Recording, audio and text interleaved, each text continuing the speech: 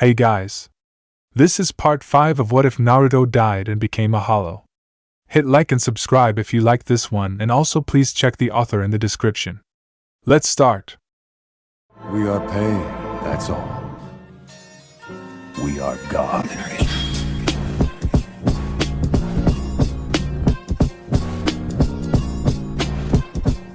Chapter 18, Criatura de las Profundidades.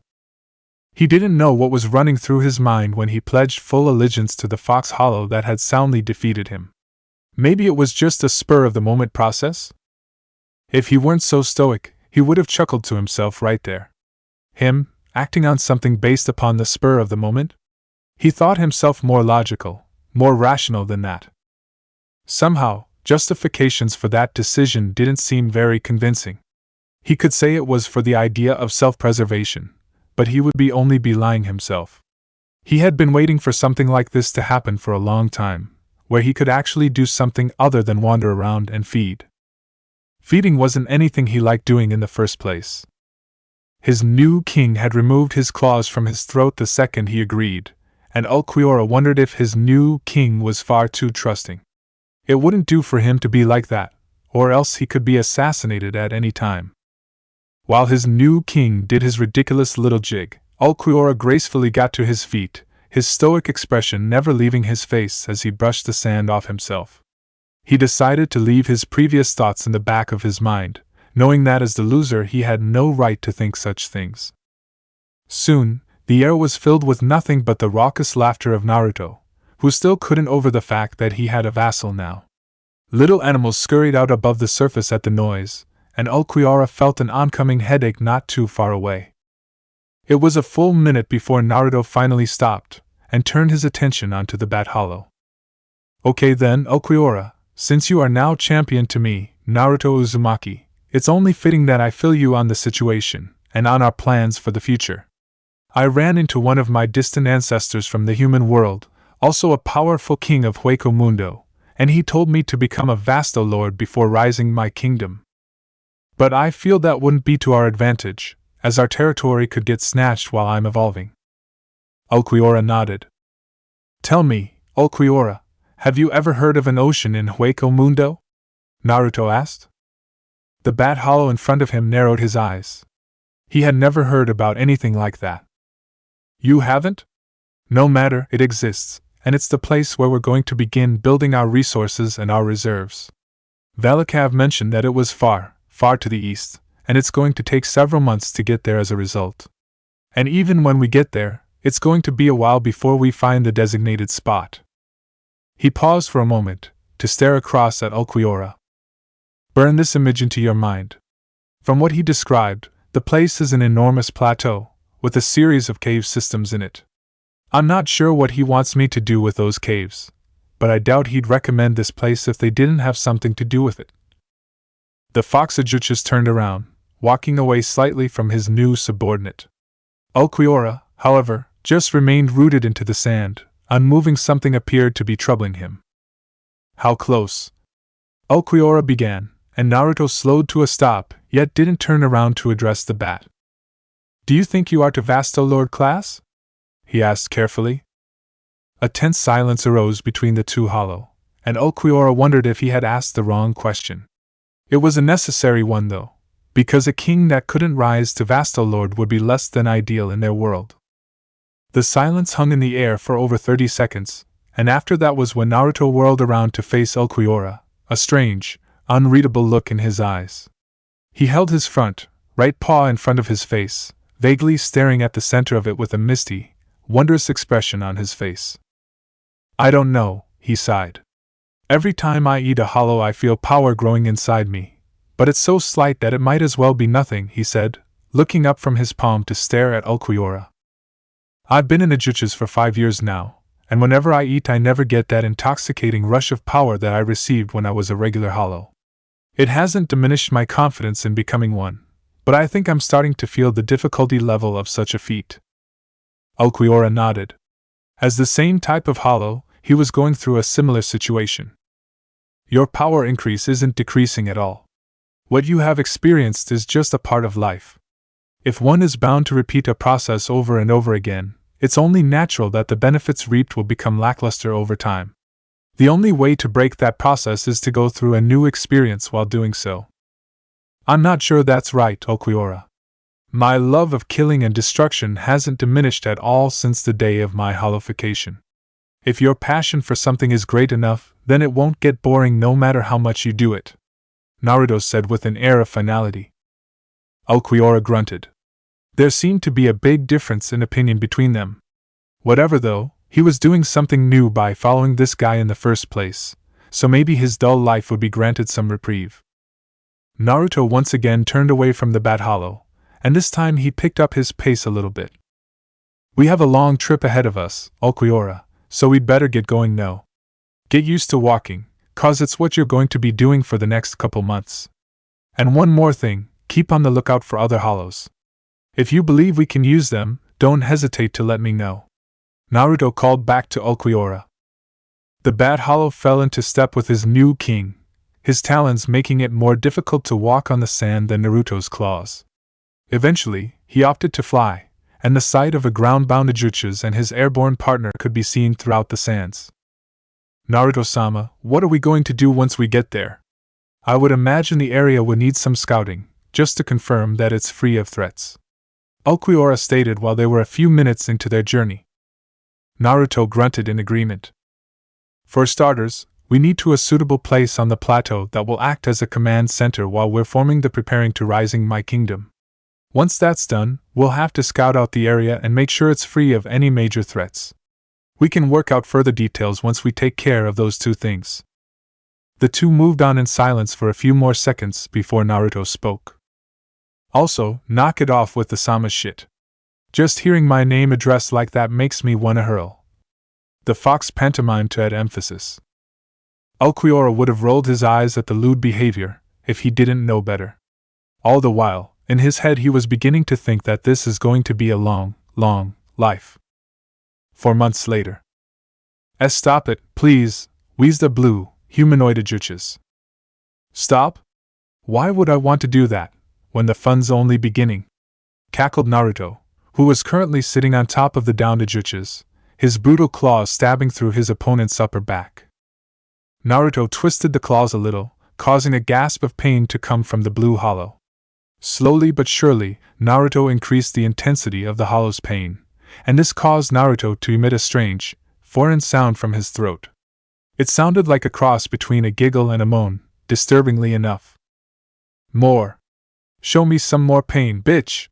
He yelled, dragging his claws downward inside the hollow's back. The tough sinew and muscle was no match for Naruto's powerful claws, and when Naruto roughly ripped his claws out of the hollow's back, there was an enormous, gaping slash wound that ran all the way down its torso.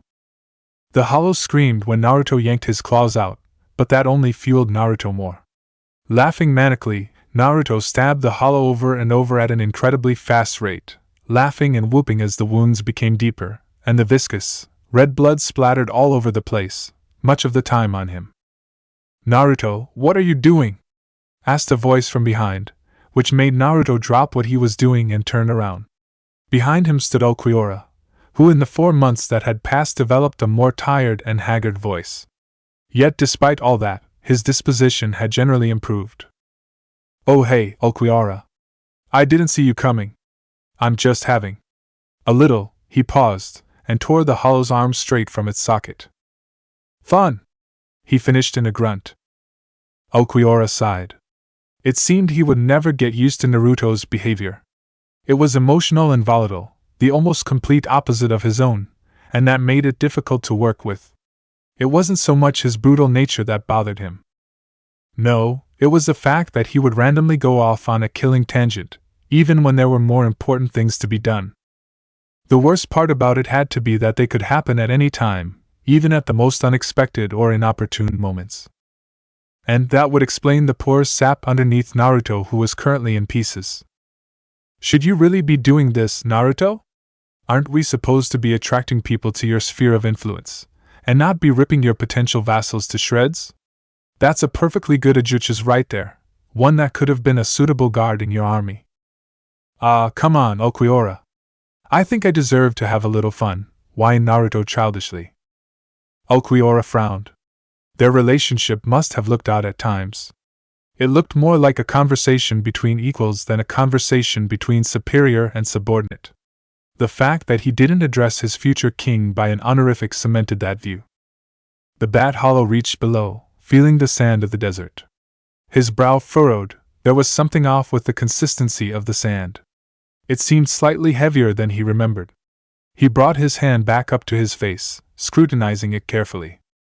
The sand fell through his fingers, and Ulquiorra saw a brown material left over, one that felt slightly softer than the white sand of Hueco Mundo. It was dirt.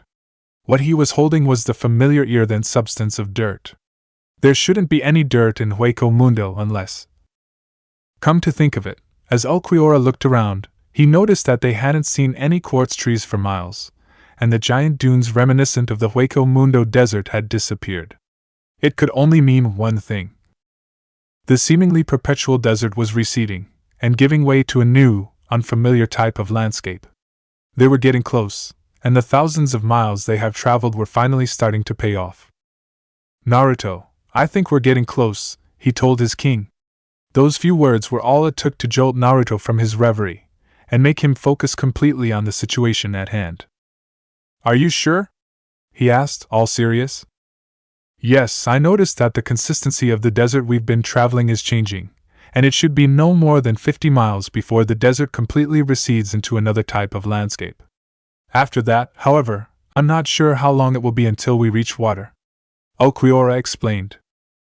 Naruto let a satisfied grin seep onto his face, and he got up from his downed opponent before sinking his teeth into it, savoring the fresh meat he always got from his fellow Ajuches.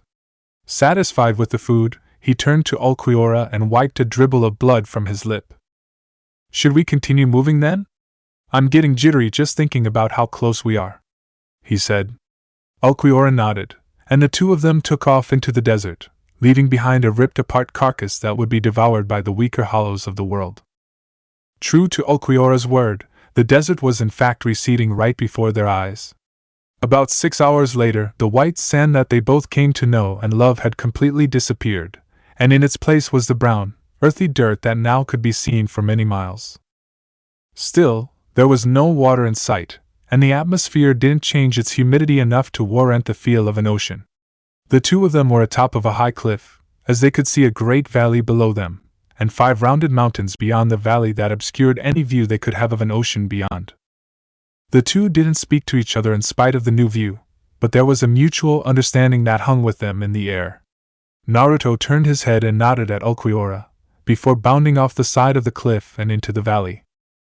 His agile legs allowed him to reach the bottom unharmed, and he turned around to see Ulquiorra casually flying down towards him. He allowed the Bat Hollow to descend without disturbing him, and set his eyes upon a peculiar sight.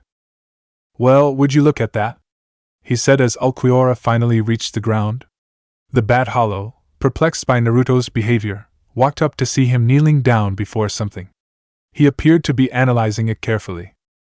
It was green, and was rising out of the dirt in an upwards motion. A plant, Ulquiorra said simply, the words sounding foreign coming out of his mouth. It was small, barely a little sprout in a sea of dirt, but it gave them proof that plants could be grown in Hueco Mundo. Yeah, a plant. And not the only one either. Take a look up ahead, Naruto replied. Ulquiorra looked forward, seeing plant life become more and more numerous the farther the valley went. Eventually, the vegetation spawned a thin layer of tall grass, something that could be a hiding place for hollows. This place is much more dangerous than the desert, Naruto. The terrain will give hollows numerous places to hide, such as the grass and other vegetation. We should prepare to be ambushed while we're here, stated Ulquiorra. Perfect.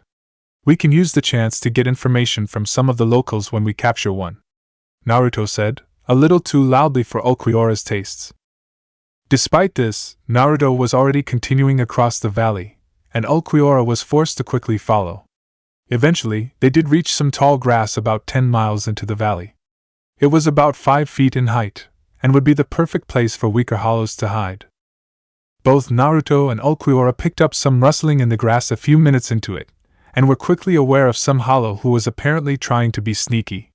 Naruto gave Ulquiorra a nod, and the bat hollow stealthily flew over to the area where the rustling came from.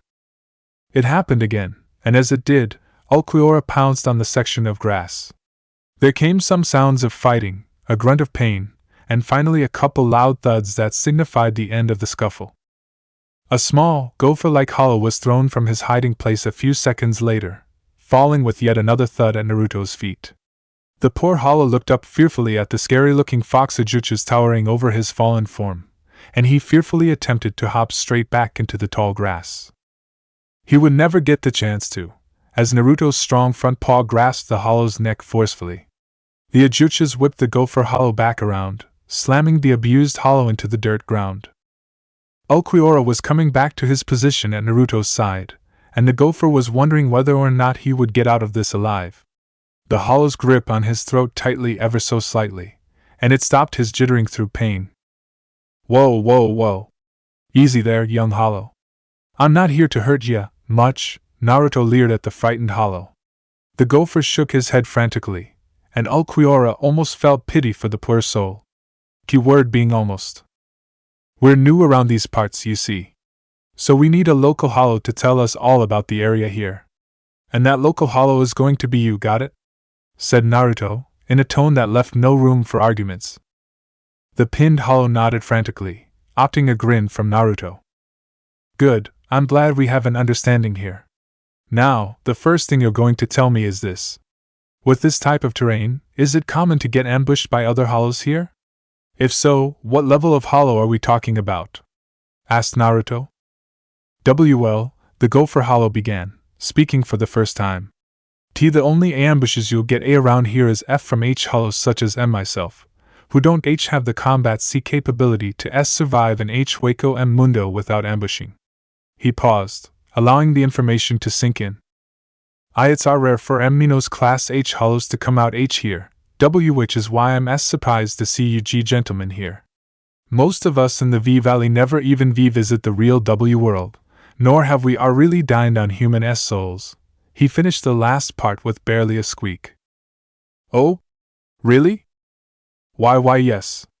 Though, that only A applies to this V Valley. B beyond those M mountains, you'll find high L level H hollows and S spades, he said, raising a shaky claw to point at the mountain range in the distance. Naruto and Ulquiorra's interests were piqued. What lies beyond those mountains? Asked Naruto. You must be desert hollows if you don't know what's beyond those M mountains. Beyond those M mountains, there is a great ocean, as far as the eye can see. Beyond that, there's another sea continent. At least there is according to legend. I don't know anyone who's actually been there. Naruto and Ulquiorra looked at each other, a knowing look both appearing in their eyes. It seems that's all the information we're going to need, stated Ulquiorra. So, are you gonna let me go, and now? Asked the gopher hollow, regretting his words as soon as they spilled from his mouth. Naruto passed one more glance over the gopher, a manic look entered his slanted eyes. Huh? He asked quietly, though the gopher knew that as soon as he said that, he was doomed. Quick as a flash, Naruto slashed his claws horizontally, lopping off the gopher's head before it even realized its own demise. Naruto wasn't satisfied with a kill of that caliber, but he would let it slide for now. The valley and mountains didn't prove that difficult of a trek for the two Ajuchas. They ran into few ambushes, and when they did happen, the gopher's words ran true when they realized they were being attacked by nothing but weak hollows. A few days later, as they rounded the mountain they had chosen to climb, they saw it. It wasn't beautiful by any stretch of the imagination. The perpetual night of Hueco Mundo gave off a view of murky, black water that they could see even from their distance. The surrounding land was more appealing to the eye. A few actual trees were growing, and they could tell that there would be more of them the closer they got. The dirt was fully blanketing by grass, and not the tall kind they had seen in the valley. Some rocks were dotted across the landscape, but they couldn't see the designated area that Valakav had pointed them to. Despite that, Naruto knew that this was the perfect place to set up his kingdom. He felt more at home here than he ever had in the desert, and the terrain would ensure a better livelihood than that of the desert. He could see a herd of Jillian far off in the distance, and Naruto knew that the gopher's words about this place were true. Higher level hollows existed here, and they would have to watch their back. After around 20 miles of traveling, the two hollows reached the coast, scanning the area for any signs of their destination. Naruto placed his hand underneath the water, feeling the consistency of the ocean. His hand hit a jagged rock at the bottom, and he overall felt that it wasn't a pleasant sensation. It wasn't cool and clear like water in the human world was. Rather, it was thick and oily, like the whole ocean was going through an oil spill.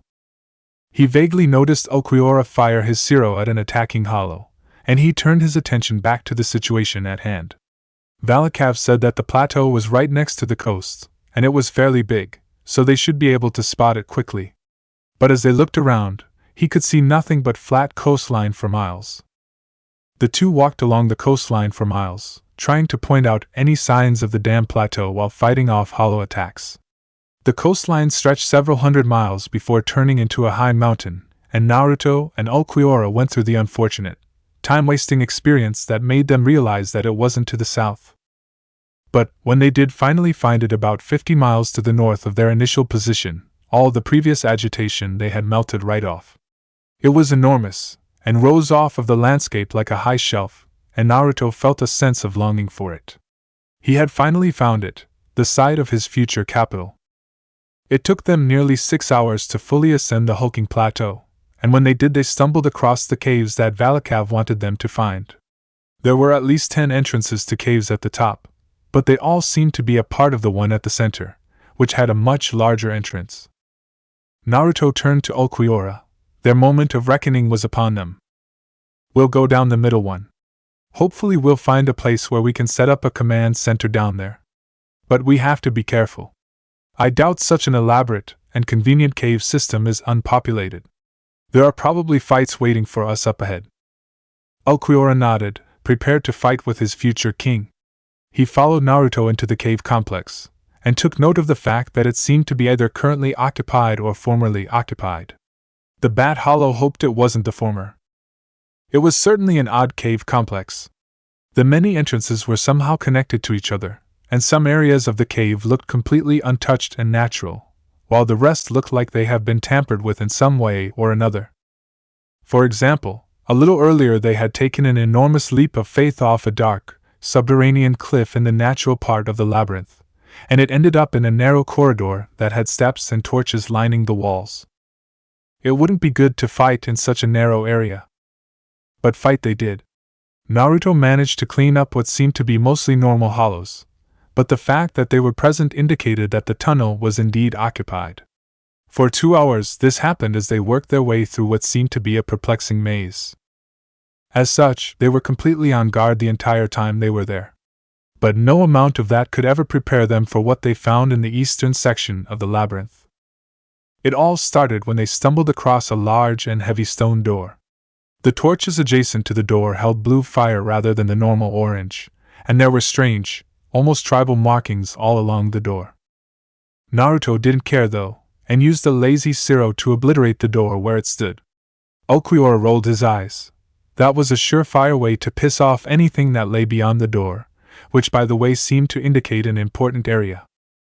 What lay behind the door was in fact a humble little chamber, about 50 feet in diameter. It had a high ceiling, was well lit with torches, and it seemed to be a perfect place for them to conduct their business. Naruto instantly took a liking to it, that was for sure. This place is perfect. Naruto roared in joy, as he took in the full splendor of the chamber. He was shaken out of his joy when he accidentally kicked something across the floor. Upon closer inspection, it seemed to be a hollow mask. What dash? Naruto began, but he couldn't finish his questions, as low, angry breathing noises suddenly filled the chamber. It almost sounded like snarls, and for the first time Naruto was made aware of what sat at the head of the chamber. It was a large stone chair, almost reminiscent of a throne, with 2 lit torches made from hollow masks flanking either side of it. Naruto slowly backed away from it, seeing a startling figure sitting upon the stone throne. Ulquiorra seemed to notice it as well, and his eyes widened as he took in what sat before him. Oh shit, oh shit, oh shit, oh shit, oh shit, oh shit, Naruto repeated the mantra in his mind. The humanoid figure, about 6 feet tall, that sat on the throne. Completely and utterly human-sized and human-shaped. He knew very well the implications of that. A vasto lord, he muttered under his breath. Chapter 19, El Vasto Lord Enfermo. Oh shit. Oh shit. Oh shit. Oh shit. Naruto kept repeating those same words in his mind over and over again, as he continued to back away carefully from the apparent vasto lord sitting on the throne. Even though he didn't show it outwardly and kept the same stoic face on during the entire ordeal, it was safe to say that Ulquiorra was feeling the same type of emotion deep inside. Out of all the places a vasto lord could be, it just had to be the one place where they needed to go. It seemed that was just his luck. A cloud of tension hung in the air between the three hollows, a panicked one for the Ajuches, and an angry one for the vasto lord. They had no chance of cooling down the vasto lord's anger, nor could they really escape in such a confined space like they were currently in. Naruto jumped when the figure stepped off of its throne, and he was able to see a more pronounced image as it was being illuminated by the torch light. It was gray in color, and seemed to give off the vibe that this was a hollow that should not be messed with. It stood on 2 bulky hooves that resembled an ox's, and they looked like they could crush anything that stood in their way. Its hands were similar to his feet, though thinner and more sleek. It had a mask that also resembled an ox's, and 2 long, curved horns that sprouted upwards from its mask. Its hollow hole was slightly bigger than normal and was placed on its neck, directly above the ragged, brown cloak that it used to cover the rest of its body. Its ox-like appearance was very fitting, Ulquiorra noted, because the aura it was giving off was very similar to an angry bull. The ground shook slightly with every thunderous step the hollow took, and when it was close enough it released its heavy, suffocating ryatsu. A bead of sweat ran down the 2 Ajuches' faces. The vasto lord was definitely throwing its weight around in an attempt to intimidate them, and it was also definitely working. Then, the vasto lord faltered a little bit, as spasms and coughing fits began to rack his body. This gave Naruto and Ulquiorra a temporary reprieve from the oppressive ryatsu, and enough time for them to recover their bearings and wonder what was going on. The vasto lord continued to have coughs that racked its entire body, and the 2 Ajuches were left confused yet relieved from the sudden display. However, just as soon as the 2 Ajuches had fully recovered, the coughing stopped, and the crushing ryatsu returned in full force. It was almost like drowning, Naruto thought numbly. Except for the fact that it was heavier and burned more. And they wouldn't die from it, though he didn't know if that was a good thing or a bad thing. His vision was already swimming, but he could vaguely see the ox hollow gradually getting closer to him. He looked slightly less angry, though he doubted a little change in emotion would save them. He wasn't like Barragan, he knew that already. This guy didn't toy with his opponents, or hold back for a weaker opponent. It would be infinitely more difficult for him to fight against someone like that. But Naruto's mind was already working on a way to turn this battle into an advantage, and Ulquiorra was doing the same. Ulquiorra, we have to run. We can't fight this thing, Naruto whispered, when he was sure that the Bat Hollow was the only one who could hear him. Don't bother, said the vasto lord simply, somehow knowing what it was that Naruto said. Its voice was deep and commanding, the voice of a leader. It gave off the aura that you had to follow its orders. All intimidation that came from the voice vanished as the hollow went through another coughing fit, and the 2 Ajuches were granted temporary reprieve yet again. Go! Naruto yelled while the vasto lord was incapacitated. Ulquiorra registered the word as soon as Naruto spoke it, and the 2 bolted out of the room from whence they came, leaving the ox hollow to his coughing fit. The prospect of retreating wasn't too appealing to either of them. Ulquiorra hated to look weak as much as Naruto did, and the fact that they had to run away from a downed hollow no less gave them a slight sting where their hearts should have been. But they couldn't hold a 2-on-1 fight in such a space, against a hollow one level ahead of them. Though, with the way their posture slumped when they moved, it was easy to tell that neither of them were used to running away. Down in the chamber, the vasto lord's rage was so ignited by the display of disrespect that it completely overrode his cough. With a roar of bestial fury, the ox hollow crashed after the 2 Ajuches, his strength knocking over anything that dared get in his way. Naruto, He's gaining on us, said Ulquiorra calmly, while trying to think of a plan they could both utilize. The two Hollow entered a winding staircase that hung over a seemingly bottomless chasm, the Ox Hollow hot on their heels. With a roar of rage, the Ox Hollow decided that enough was enough, and used Sonito to appear directly in front of his prey, smashing headfirst into the staircase and reducing it to rubble before their eyes. The shockwave that appeared from the blow crumbled the area of staircase the two Ajuchas were currently standing on, and they, along with the rubble, almost went plummeting down into the abyss below them. They both would have fallen into the abyss if Ulquiorra didn't have the ability to fly. Despite this, however, because Naruto had not yet realized the ability to levitate, he fell directly into the inky blackness of the abyss, and the Bat Hollow could do nothing but watch his king fall. But he couldn't just stand there and stare for long. The Vasto Lord had mastered the art of levitation, and instead of following Naruto into the darkness, he decided to try and clip the Bat Hollow while in the air. Ulquiorra barely dodged the Ox Hollow, and tried to escape while it went careening into the back wall, leaving an enormous crater from the force he had used. Apparently, this Vasto Lord isn't that smart. I can easily escape if he's going to keep trying these reckless, time-wasting attacks. However, Ulquiorra's thinking cut off as he cast a glance towards the black abyss. No. Naruto's strong. He can handle this on his own. I just need to worry about my own safety for the time being. The Bat Hollow flew through the nearest opening he could find, and disappeared from the sight of the Vasto Lord.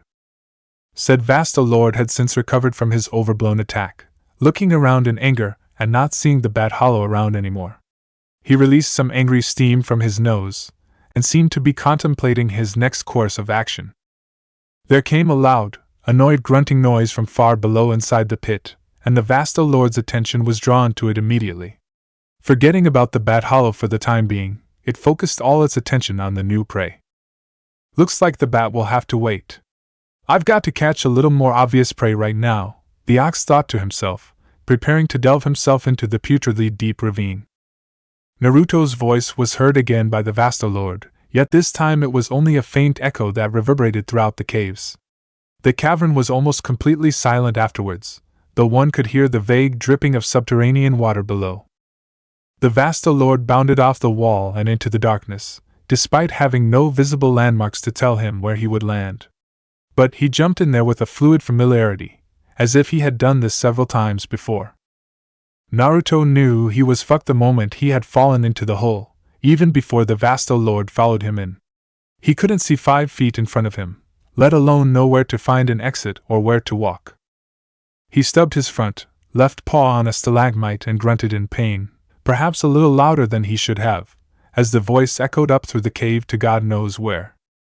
Naruto froze, and he could almost hear a pin drop in the silence. He mechanically craned his head upwards from where he had fallen, trying to catch a glimpse of anything that would be coming. He wasn't graced with anything, however, as he had fallen so far that all light had disappeared from his view, and all he saw was the inky, perpetual blackness that he was currently residing in. He thought to charge up a small siro in his mouth, providing at least some semblance of light, no matter how small it may be. Yet, as soon as he did that, he heard a faint whooshing noise from above him, a sound that was getting louder rapidly. The Ajuchas took off, not wanting to stay and face the Vasto Lord he just knew was following him in total darkness.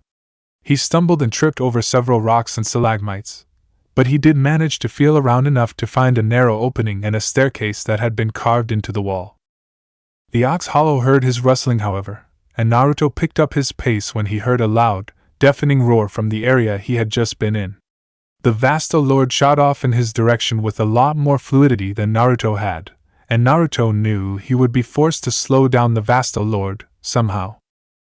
He spotted some light ahead of him, and made a beeline for it without wasting any time. He emerged in a part of the cave complex much narrower and less uniform than the place he had fallen.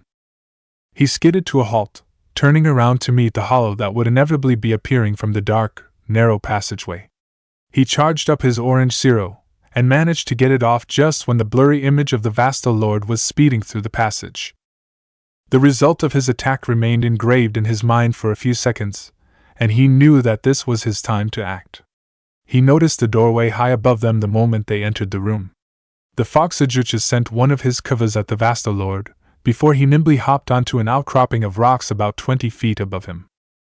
The smoke cleared exactly 1 second after that, and the ox's rage began anew. He drilled through the rubble that Naruto's 2 attacks had left behind, and entered the chamber, his angry eyes fixated on Naruto. You motherfucking Ajuchas, your annoying running is getting on my nerves.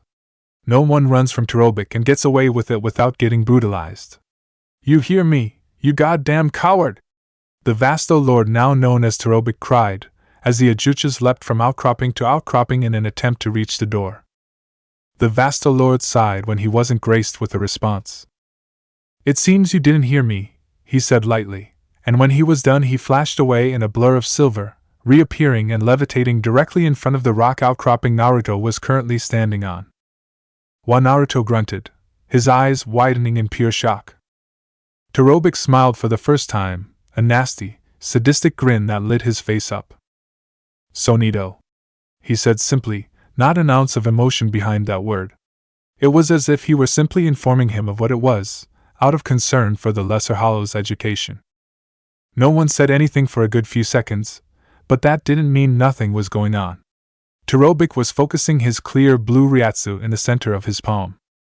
It was a strange move. The spherical structure of the Ryatsu made it seem like it was a standard Siro, but the form and the heavy hissing of the Ryatsu was far more chaotic than something a Siro could do.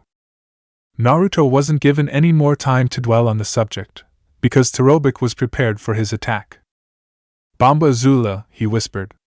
The blue ball was released from the Vastalord's palms, and it hovered in the air for a moment, its ethereal luminescence making it look like a will-o'-the-wisp.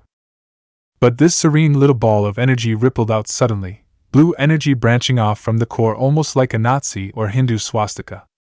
Naruto was mesmerized by the attack, finding that his legs wouldn't work for him, as if they had turned into large husks of gelatin. It wasn't until the blue swastika attempted to suck him into its core did his legs finally work again. Indeed, Naruto couldn't believe what the energy ball was doing, and had attempted to escape from its gravity.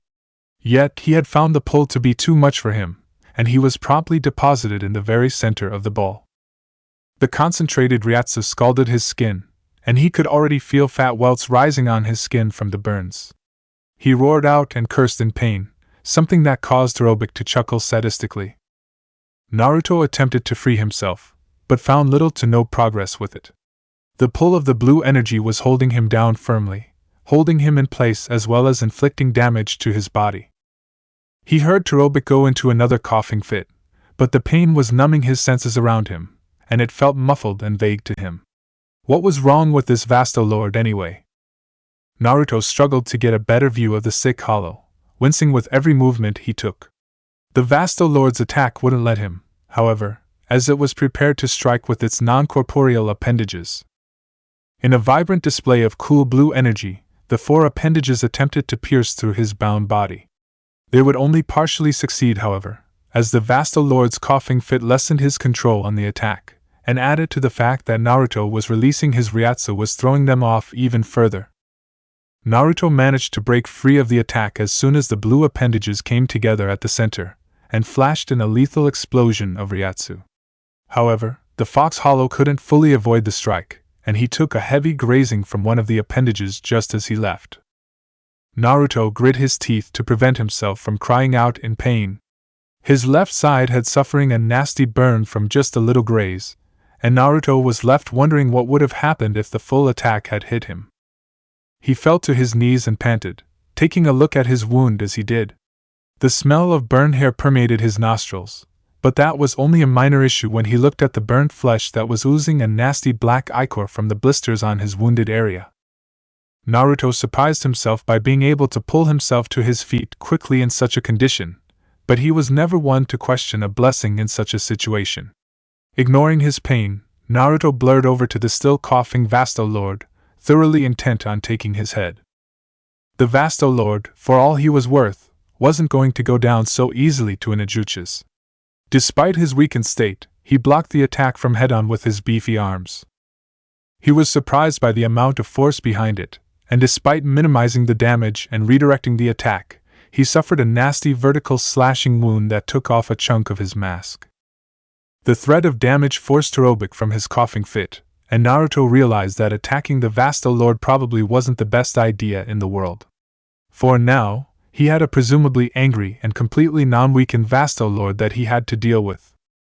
The cave was completely silent, as if Hueco Mundo was bowing in respect and fear of the angered Titan.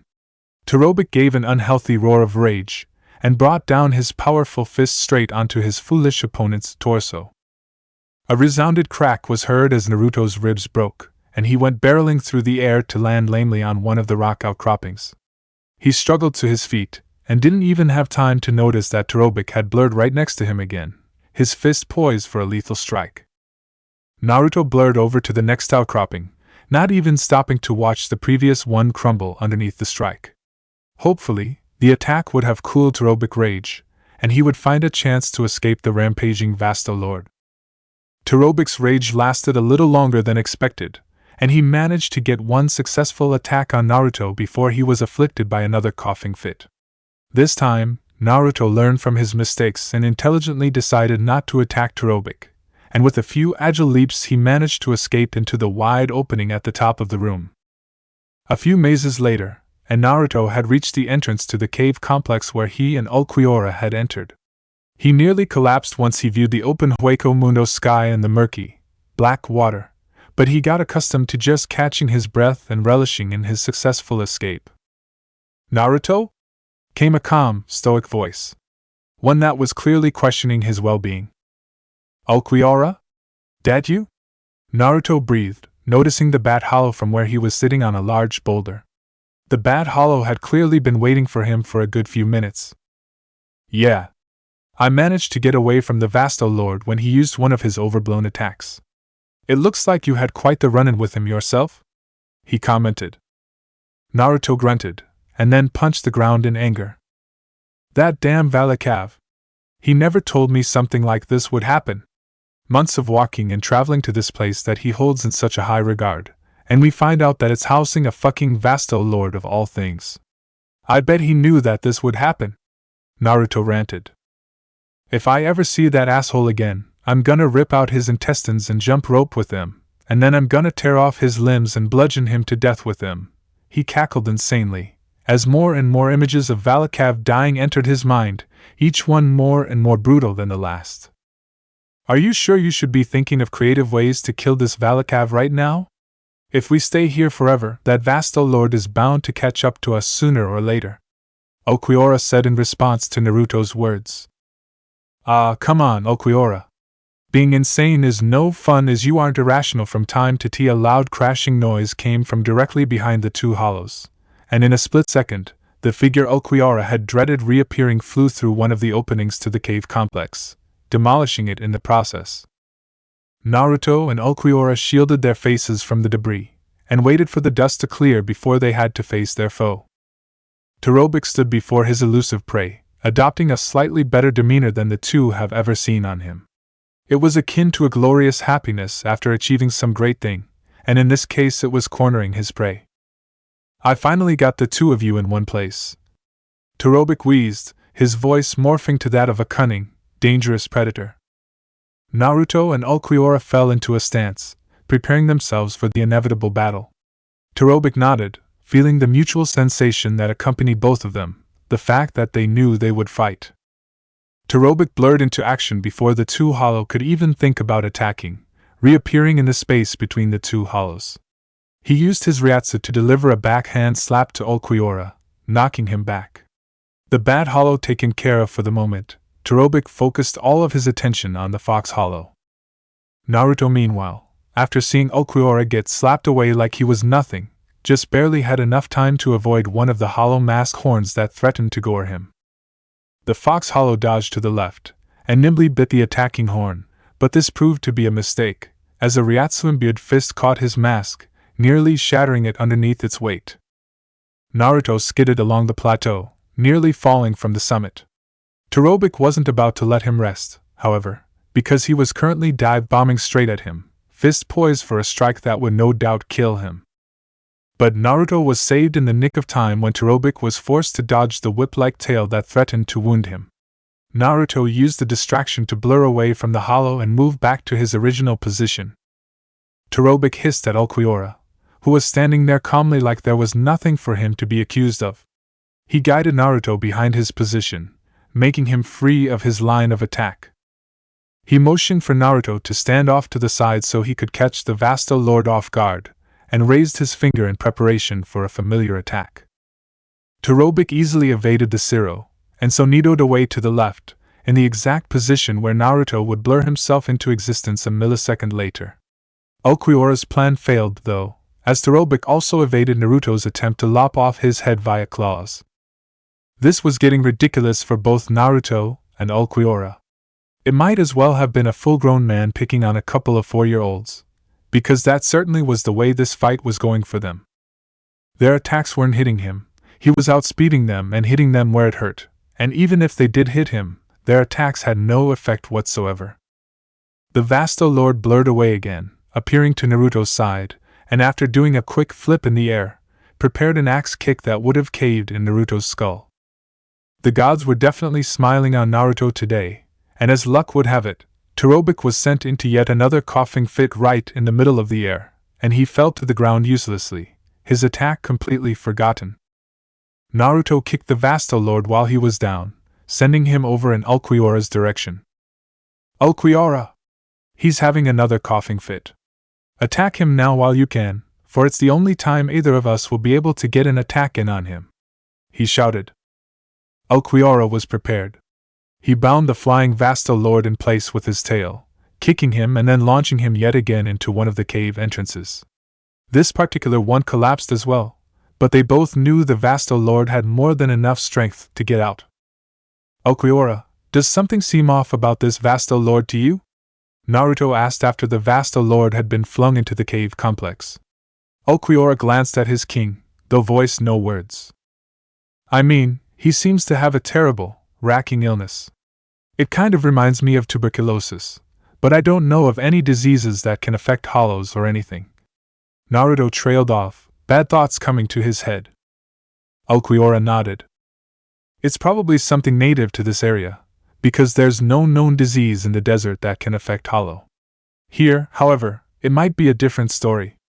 With different climate and conditions may come different pathogens, ones that may affect us hollows. It's not a stretch of the imagination by any means. Ulquiorra explained slowly. Naruto nodded in turn. That's kind of an unpleasant thought. But it's something that working to our advantage in this situation. We'll figure out the consequences of the disease later, but for now we'll have to take advantage of his illness as much as we can. Ulquiorra told Naruto. The bad hollow panned his eyes back towards the cave entrance, sensing something. And it looks like we're going to have to get started on that right away. True to Ulquiorra's earlier words, the rubble covering the cave entrance burst open in a chaotic display, and out from it emerged Torobic, with his demeanor rapidly shifting from normal to enraged. You bugs are becoming far more trouble than you're worth, he hissed, venom pouring from every single syllable in that sentence. Bomba Azula! He roared, and the familiar, deceptively harmless blue energy emerged from his hands. Upon seeing that, Naruto desperately ran over to Ulquiorra. Dodge it, Ulquiorra! Fly! He yelled. The bad hollow didn't need to be told twice, and he rapidly ascended into the air. However, he was unprepared for when Naruto latched onto his leg with his claws, effectively becoming cargo. Ulquiorra winced as he carried Naruto higher into the sky, and he looked down when he saw a vague flash of blue light out of the corner of his eye, which was then obstructed by the Vasto Lord blurring into existence right in front of him. Thanks for the lift, said Naruto unhelpfully, as he leaped from Ulquiorra to a high chasm extending above the cave system. He landed nimbly, and away from the other hollows in the area. Ulquiorra was having difficulty with the Vasto Lord. Every punch he took was magnified in strength due to Torobic's high Ryatsu coating it, and he seemed to be even more skilled in aerial maneuvering than he was. Both of them knew that the bad hollow couldn't last forever like this. With every punch Torobic connected, blood spurted from Ulquiorra's mouth. Much more of it, and his organs would be ruptured. Naruto wasn't about to stand there and let that happen, though. He fired Zero after Zero at Torobic, though none of them connected or even forced the Vasto Lord to stop his assault. Ha ho ha ho ha ho ha ho ha ho ha ho ha.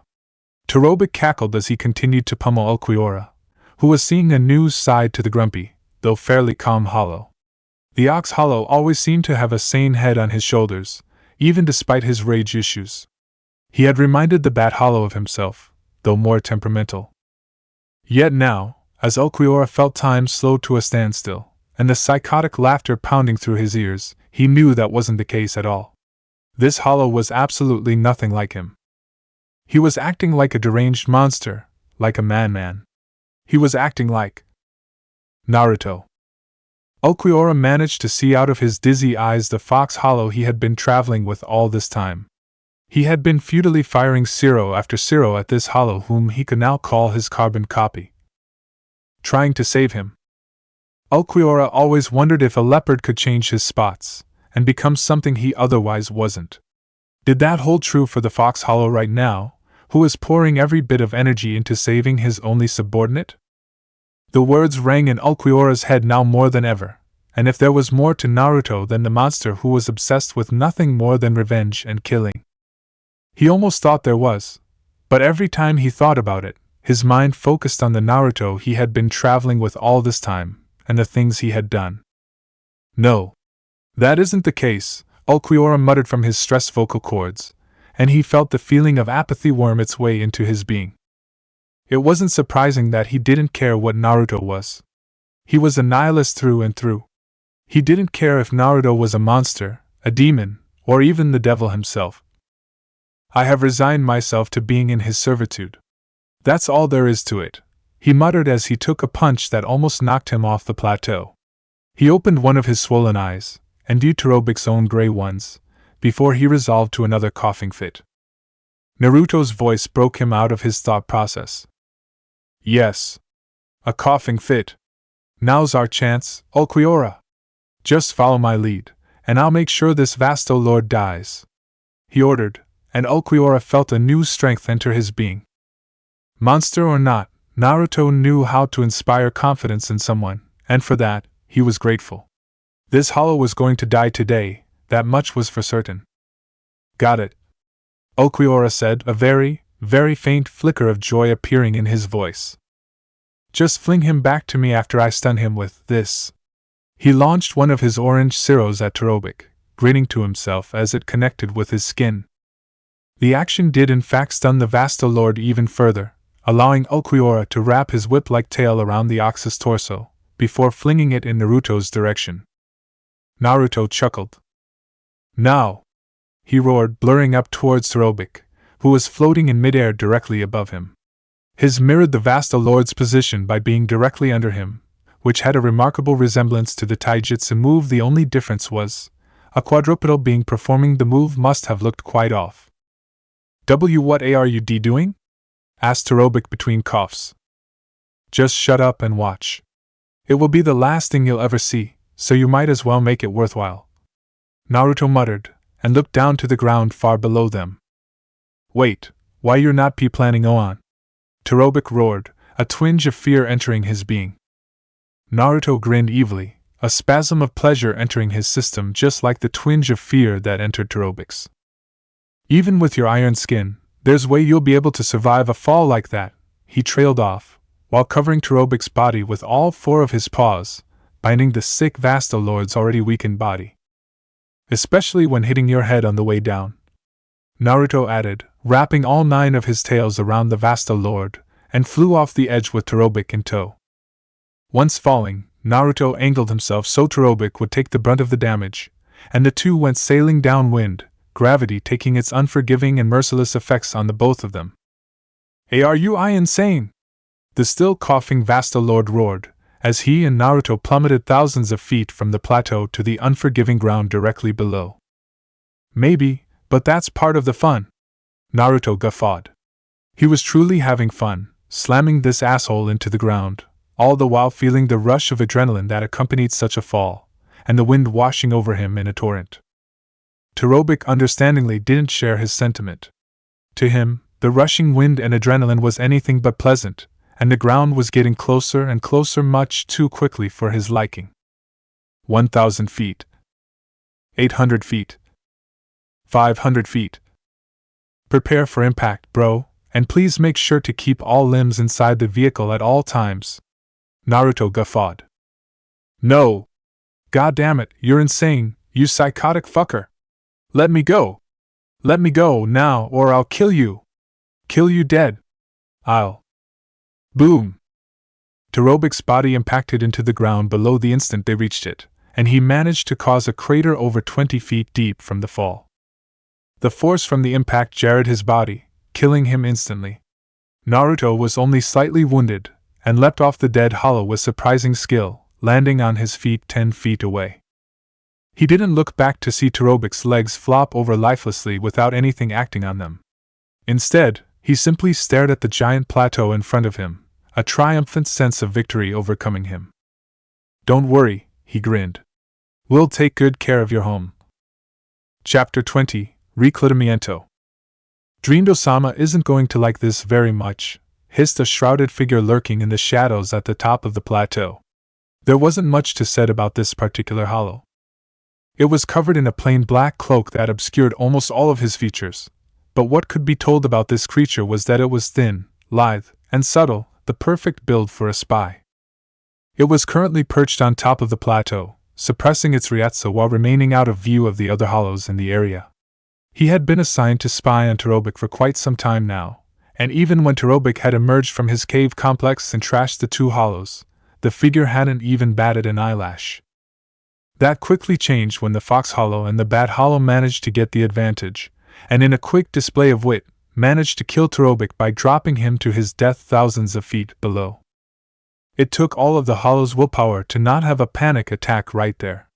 A development like this would massively screw up their plan, and he didn't want to be around to see his master's rage when he found out. He would have to leave his spot and go down, if only to confirm Terobik's death. The cloud of dust cleared at the bottom, and the figure was able to confirm the death of Terobik, judging by how his legs limply protruded from the dirt below. The Fox Hollow who had killed him seemed to be only slightly injured from the fall, though it was hard to tell considering how injured he had been during the fight. Whatever the case, the Fox Hollow definitely hadn't been killed like Terobik had. He heard a whooshing noise to the left of him, and it turned out that the Bat Hollow who was just flying there idly had flown down to join his comrade, and maybe reap their reward. He almost forgot that the Bat Hollow was still around, and cursed his stupidity at almost going out in plain view. He moved himself out of his hiding place once he was sure the Bat Hollow had completely descended, and when they couldn't see him, and prepared to find suitable cover down below. He had to find out more information about these two quickly, lest they become a threat. When Terobik was pulled cleanly out of the dirt and sand by Naruto, his cold, dead body would never realize how intensely Naruto's evil red eyes were staring at him right then. Naruto didn't stir when Ulquiorra landed in the dirt beside, never taking his gaze off the dead Vasta Lord. He seemed to be even hurting himself from exertion, as his eyes seemed to adopt a manic, bloodshot look, and a few veins popped into the areas around his head that were visible. It was quite a grotesque scene, as even Ulquiorra would note as such. Ulquiorra was about to say something, but before he could even open his mouth, the Foxajuchus stopped his intense gaze, cocked his head backwards, and emitted the loudest laugh Ulquiorra had heard him do thus far. It was just as manic as any of Naruto's other laughs, perhaps even more so. Yet this time, there was no hatred laced behind the laugh, just simply insane joy. Whatever the case, he was probably just ecstatic about the fact that he just killed a Vasto Lord of all things, and would gain a massive power-up once he feasted upon the corpse. Ulquiorra knew already that there was no way the Fox Hollow would ever share any of his meal, and he honestly didn't expect Naruto to do that anyway. The spoils brought about by a dead hollow belonged to its killer, and no one else. Naruto himself didn't need to be told twice. He didn't even speak, gesture, or even acknowledge Ulquiorra's presence, and proceeded to selfishly tear his teeth into the Vasta Lord's corpse, and from the sounds he was making, it was indeed delicious. Naruto didn't even make an attempt to have some restraint.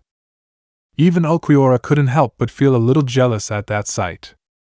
Halfway through the meal, Naruto seemed to spasm in a crude, almost sexual manner, and Ulquiorra started to feel dirty just watching this scene play out. And oh God, Was he really seeing how tenderly Naruto was caressing the half-eaten body? As he was eating the body, Naruto, Ulquiorra, and even the messenger off to the side could just feel the change in power occurring in Naruto. As he got closer and closer to polishing off the body, Naruto's orange Ryatsu began to release itself, become more beautiful and vivid with each passing second, but also much more violent and oppressing. The world itself seemed to rumble from the heavy Ryatsu, yet when all of this was occurring, Naruto's body never changed one bit. Despite eating a Vasta Lord and gaining a tremendous amount of power, Naruto wasn't evolving. That didn't stop Naruto from eating with pure gusto, devouring every bit of flesh with unrestrained relish. He didn't care about evolution in this particular moment. All he cared about was eating the meal and the taste of it. The look on his face was pure bliss too, so much so that he almost looked like he was going to pass out. When he finally finished, he collapsed backwards into the dirt and released a moan of pure ecstasy. That was amazing. He moaned softly, blood dribbling from his mouth lewdly and clashing with the seemingly positive scene. Ulquiorra sighed reproachfully, embarrassed by Naruto's behavior. Did you really have to act that way? What you just did basically showed that you don't have any dignity. He lectured. Naruto looked confused for a second, before he turned his head to the side and noticed his right-hand man. Oh, hey Ulquiorra! When did you get here? He asked, before laughing uproariously. Ulquiorra then adopted a deadpan expression at his king's absent-minded nature. The Bat Hollow wiped his palm across his face, his eyes showing pure exasperation at the brash Hollow in front of him. Then again, with his consuming of the Vasta Lord, it was pretty much guaranteed that Naruto was far beyond his level now, even if he didn't quite evolve into a Vasta Lord. So, how are you feeling? He asked. Naruto looked at him happily. Great. I feel great. Power is rushing through me at a phenomenal rate, and I feel like I can do anything right now, with no one able to stop me. Naruto exclaimed, laughing all the way. Even though you didn't evolve? That put a slight damper on Naruto's mood, though it wasn't enough to wipe the grin off of his face. Come on, Ulquiorra. You should know by now just how much it takes to evolve to Vasta Lord status. We've both eaten so many of our own kind in hopes of becoming one of them. The Vasta Lord class should not be underestimated. I'm not surprised that eating one didn't propel me into an evolution. The Vasta Lord class takes more than that. Any less, and that stage couldn't be considered the pinnacle of a Hollow's existence, Naruto said. Ulquiorra looked slightly thoughtful at that. Over to the side, the messenger was disturbed by Naruto's actions, but more than anything, he was afraid that he would incur his master's wrath once he got back to report to him. If you're quite finished, Naruto, we've got our new cave complex to explore. However, I'm not sure what this Valakav had in mind when he suggested that you use this place to set up your new kingdom. It's so labyrinthine that it would actually be harmful rather than advantageous, Ulquiorra stated. The messenger narrowed his eyes at that little bit of information. Naruto laughed. I think he meant that this place is the only real area he knows of that hasn't been claimed by anyone else, but it turned out that little bit of information wasn't true either, seeing how it was occupied by a fucking Vasta Lord. Ulquiorra was pacified at that bit of information, but unknown to the two, the messenger was lapping up information that he would go back and tell his master. These two Ajuchas want to start their own kingdom. It would be simple my master to crush them now with his forces, and we should take care of them now, in the off chance that they actually do become powerful. I just hope Master Sama isn't too enraged, however, as he might make some unpleasant decisions. At the very least, I know that he'll be enraged enough to want to take revenge on the Hollows who killed his brother.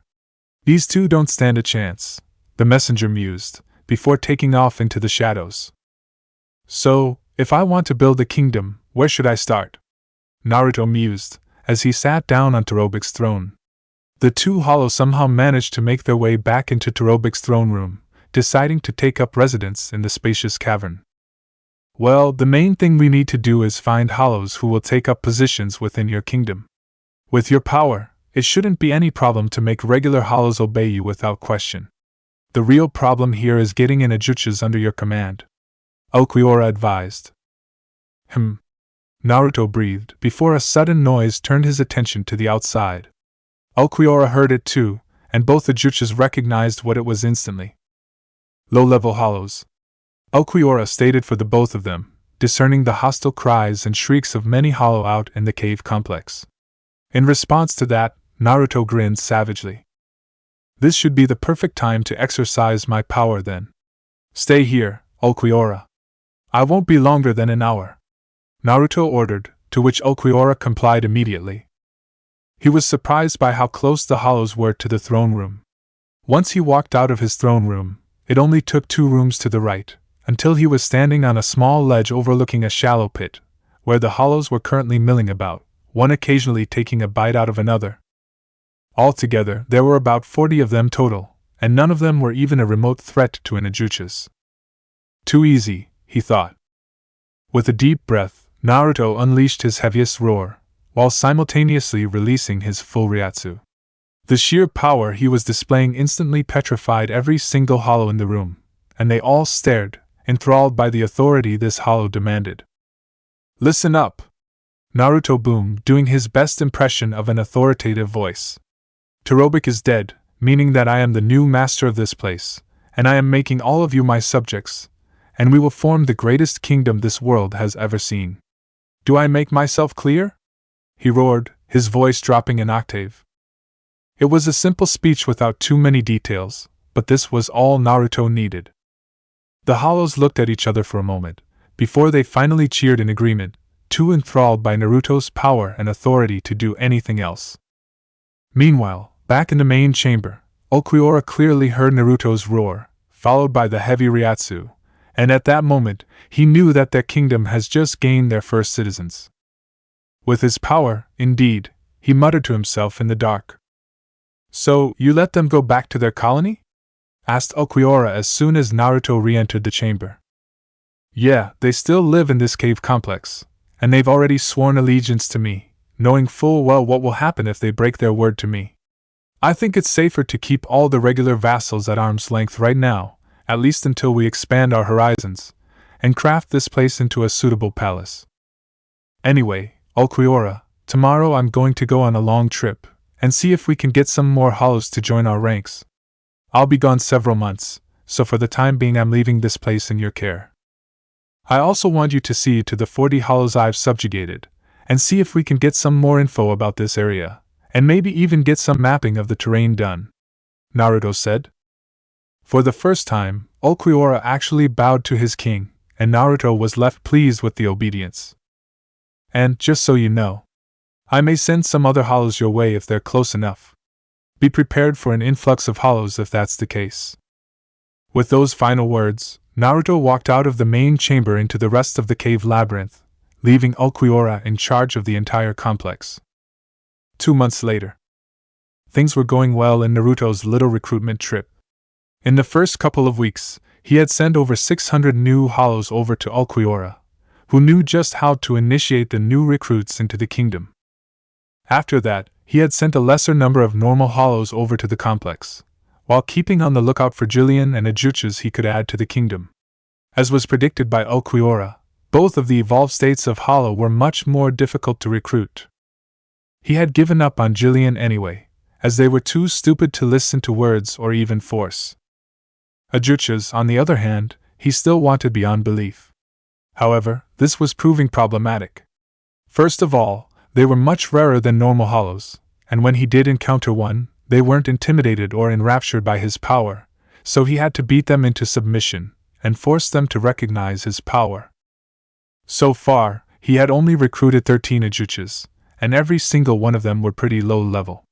While this made them easy to subdue, there wasn't as much merit in taking them. That all changed when at the present day, he stumbled across 2 high-level Jutsus battling it out against each other, yet failing to break any sort of stalemate between the 2 of them. The Fox Hollow also noticed 4 low to mid-level Jutsus and a unique Jillian off to the side a ways, watching the battle intently. Clearly, they were the companions of one of these hollows, though it would be difficult to tell at first glance. An explosion of Ryatsu shook the other hollows in the area, but Naruto was left unaffected, as he stood on top of a small hill overlooking the battling hollows below. He then took in their appearances and fighting style, noting that the latter of which were quite different from each other. The first, much less subtle hollow seemed to be a panther-like hollow around his size. It had thin, sleek armor covering its entire body, and had a thin tail that was protruding from its backside that didn't seem to be usable for combat. This hollow was darting all over the place, using his superior speed and skill in an attempt to get the jump on his opponent. His opponent was hardly fooled by this, however. The other Ejuchas was almost twice the size of the panther, and it definitely showed that it had more physical strength. It stood upright, and had a strange mask, looking somewhat like a cross between a horned demon and a praying mantis. It had 4 wiry arms which seemed to have sides growing from them at the ends, and a thin, yet sturdy white bone armor was covering most of its torso and legs. Anyway, the battle went on for quite a long time, with the panther hollow failing to majorly penetrate the mantis' rock-solid defenses, and the mantis failing to land a single strike on the panther. All in all, he was impressed by the display of power these two were showing. It was unlike any of the Ejuchas he had recruited before, and it would be a waste if he didn't get both of these two in his forces. Though, the main problem was trying to convince them, not to mention the fact they wouldn't get along if they did accept. But whatever, these two would be difficult to convince. Even if he did beat them into submission, he doubted that would convince them to join his cause. If anything, from the way they fought with joy and relish, they would want to be finished off if they were ever to be defeated. If spared, they would detest the one who let them live. Naruto sighed. Oh well. I better make my presence known with the two of them. This may be a delicate situation, so I'd better saunter down there quietly, and draw their attention at the right time. With stealth that only a fox was capable of, he crept down the slope without drawing attention from anyone, hiding in the shadows as he watched the two battle. 2 months before. The Reino humanoid was the only known hollow kingdom that existed in the sea. To be more specific, it existed on an island large enough to settle and build a grand palace, which was located about halfway across the Hueco Mundo Ocean, between the mainland where Naruto's cave complex was, and the large landmass that existed beyond the Inky Ocean. The island itself was a dark, gloomy place, and it made one fathom why anyone would choose these places to build their kingdom. There was more plant life than the mainland, even though it mostly consisted of tall grass and trees that looked both dead and gnarled. A mighty, Gothic castle stood at the absolute center of the large island. It wasn't nearly as large as Las Noches, but the aura it gave off was that it was just as powerful. The area around the castle was filled with strange stone buildings and structures, different in architecture than anything seen before, but they could still be easily identified for their roles. The last thing notable on the island was this strange, rectangular protrusion that came out of the back of the castle. It was connected to the main castle, but it seemed it served a whole other function whatsoever. There were no windows or anything to see into the building, so one would not know what existed within them as they heard unearthly shrieks and roars coming from inside the chamber. Within the castle, the messenger hollow who had eavesdropped on Naruto and Ulquiorra knew he was in deep shit when his master's face became alight with anger and rage. Drindo Keira, the king of Reino Humanoid, and former advisor to Barragan, was very quick to anger and his subjects knew never to set off his temper, yet sometimes it seemed to come without warning. He addressed the messenger, blazing eyes visible under the heavy cloak he wore. He slowly began to release his Ryatsu, which began to crush the poor messenger. "What did you just say? Repeat your report at once," he commanded. "WL, D. Drindo-sama, it seems to you that your younger brother Titirobic has been K-killed, and his K-killers are attempting to set up their own K-kingdom in the sea cave complex where he lived," the messenger stuttered. Drindo released his full Ryatsu, startling all his Ejuchas guards into submission. They could practically feel the anger rolling off their king in waves, and there was even a hint of something they didn't believe their king was capable of. Was it sorrow? "Drindo-sama, please calm down. You can't lose control like this," shouted one of the Ejuchas guards, as Drindo stood up from his spiked throne. The king ascended down the long, narrow hall, looking around at the drab, gray stone wall. The entire throne room lacked any sort of decoration besides the throne itself and a few windows, as Drindo wasn't one for frivolousness. The cloaked king stared out one of the adjacent windows, looking down upon the rectangular chamber behind the castle. A strange, unreadable posture entered his being, and his subjects were left questioning. However, after a few seconds, Drindo walked back over to his throne, contempt entering his expression as he gazed back upon his subjects. Humph, I don't care anymore. My brother was just an animal hollow, inferior in every way to me. I feel nothing over his death, except anger that the secret he held is now lost to us. His voice cracked slightly, and one could almost say he was just putting on the apathetic face as a king. He turned away from his guards and the messenger, and only the observant ones could tell that his breathing had increased slightly. There's no need to get worked up over the death of a mere animal hollow. They are inferior beings, in both intelligence and combat abilities.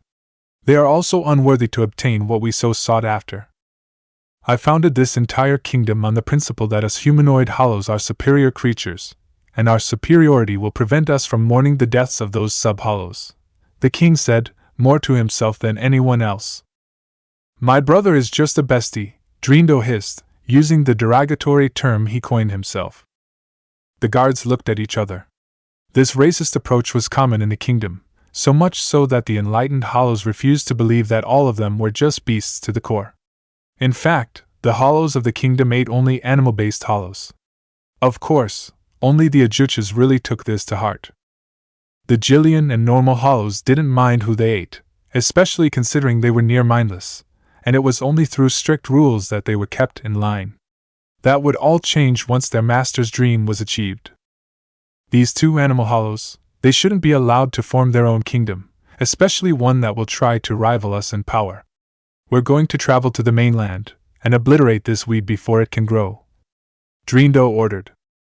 That was strange. Usually, their king's racist attitude would make him refuse to believe that an animal hollow could be anywhere near his strength. And now they were going to bring much of their forces to crush something that probably won't even be a threat. It was almost like Drindo was afraid of the ones who killed his brother. Of course, Drindo said smoothly, a soft, yet sadistic undertone added to his voice. There's no need to dirty our humanoid hollow hands in the extermination of some animal hollows. He turned back to look at the rectangular chamber again. Guards, escort me down to the estable, he ordered, to which 5 of his guards saluted their king, and surrounded the much smaller Vasto Lord at a 360-degree angle. We're going to use them, and crush that cave complex before they can even do anything. Chapter 21, Arma de Drindo. Naruto knew right then and there that these two had so much potential. Their actions, their demeanor, and the overall aura they gave off was just something that seemed right in Naruto's eyes. That wasn't all either. Their power, although not on the level of his own, defined them as somewhat talented Ajuchas. It was captivating, to say the least. They would do anything in their power to win, and the brutality in which they fought was stunning. Even those who were supposed to be on their side had backed away as far as humanly possible, opting not to be caught in the crossfire. They seemed to know that their superior would finish them off in a heartbeat if they so much as got in their way. A part of him wanted to just sit back and watch this admittedly entertaining fight play out, and a very small part of him wanted to convince these two without having to use force. However, his rational side was telling him that hollows of this caliber and malignity would never listen to his rambling, and his much larger, bloodthirsty side was raving at him to use force. Sighing slightly, he leaned against the tall rock formation he was hiding behind, and casually released his Ryatsu without a care in the world. Well, Naruto would say that he more than got their attention with that. All the other hollows minus the 2 combatants turned in surprise and even fear at the new Ryatsu, proving to Naruto that their power was nowhere near the ones he was focused on. But it seemed even the 2 stronger hollows seemed to be affected at least somewhat by his Ryatsu, regardless of how well they tried to hide it. For one thing, they seemed to have forgotten that they were at each other's throats just a few seconds ago. The 2 didn't say anything, but they did glare at Naruto with no small amount of force. The Fox Hollow seemed to enjoy such an action though, as a twisted grin came alight upon his face when they did so.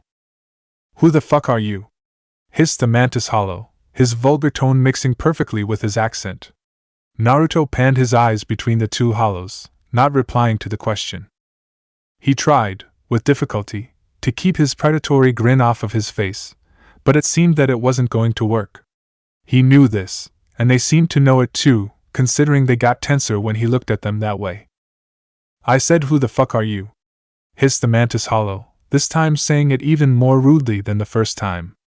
The Panther Hollow snorted, shockingly coming to some sort of agreement with the Mantis.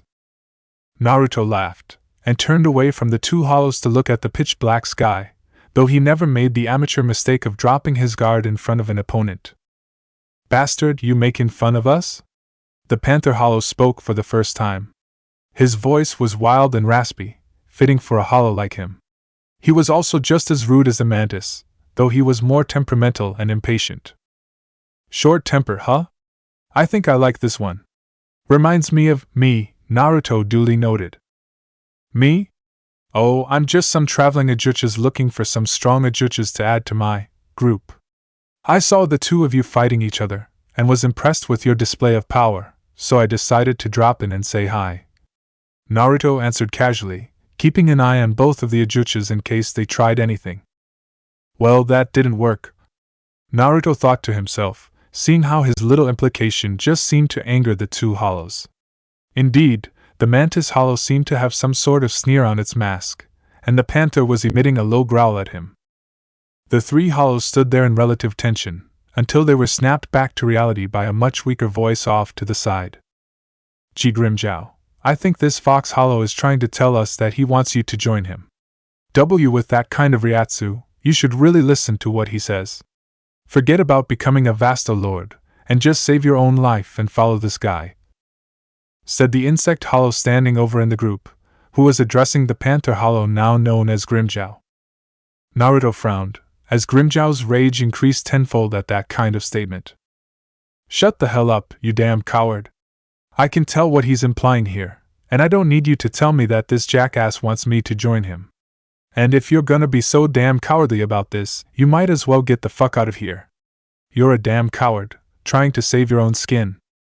Just because he has some strong Ryatsu doesn't mean I'm going to give in to this guy," Grimmjow roared at the Insect Hollow. The words seemed to cow the Insect Hollow into submission, but Naruto looked entirely bored at this development. "And you," Grimmjow said, pointing to Naruto, "you can take that little offer of yours and shove it up your red ass. I am the king, and I will never be caught dead following anyone, especially some weak-ass fox-faced moron like you," he sneered.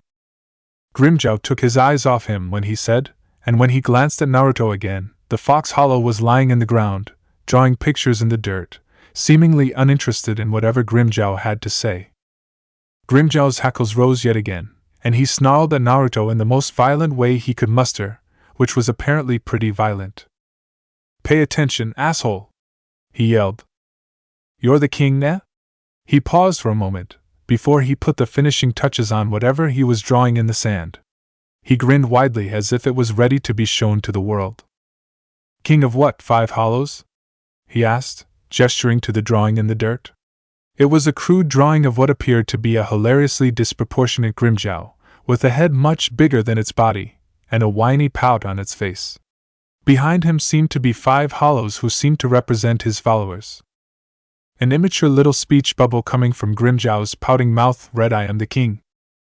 The Mantis Hollow, who was being uncharacteristically silent, suddenly snickered at the drawing, causing Grimmjow to glare at him with the look of hatred, before directing said glare over at Naruto.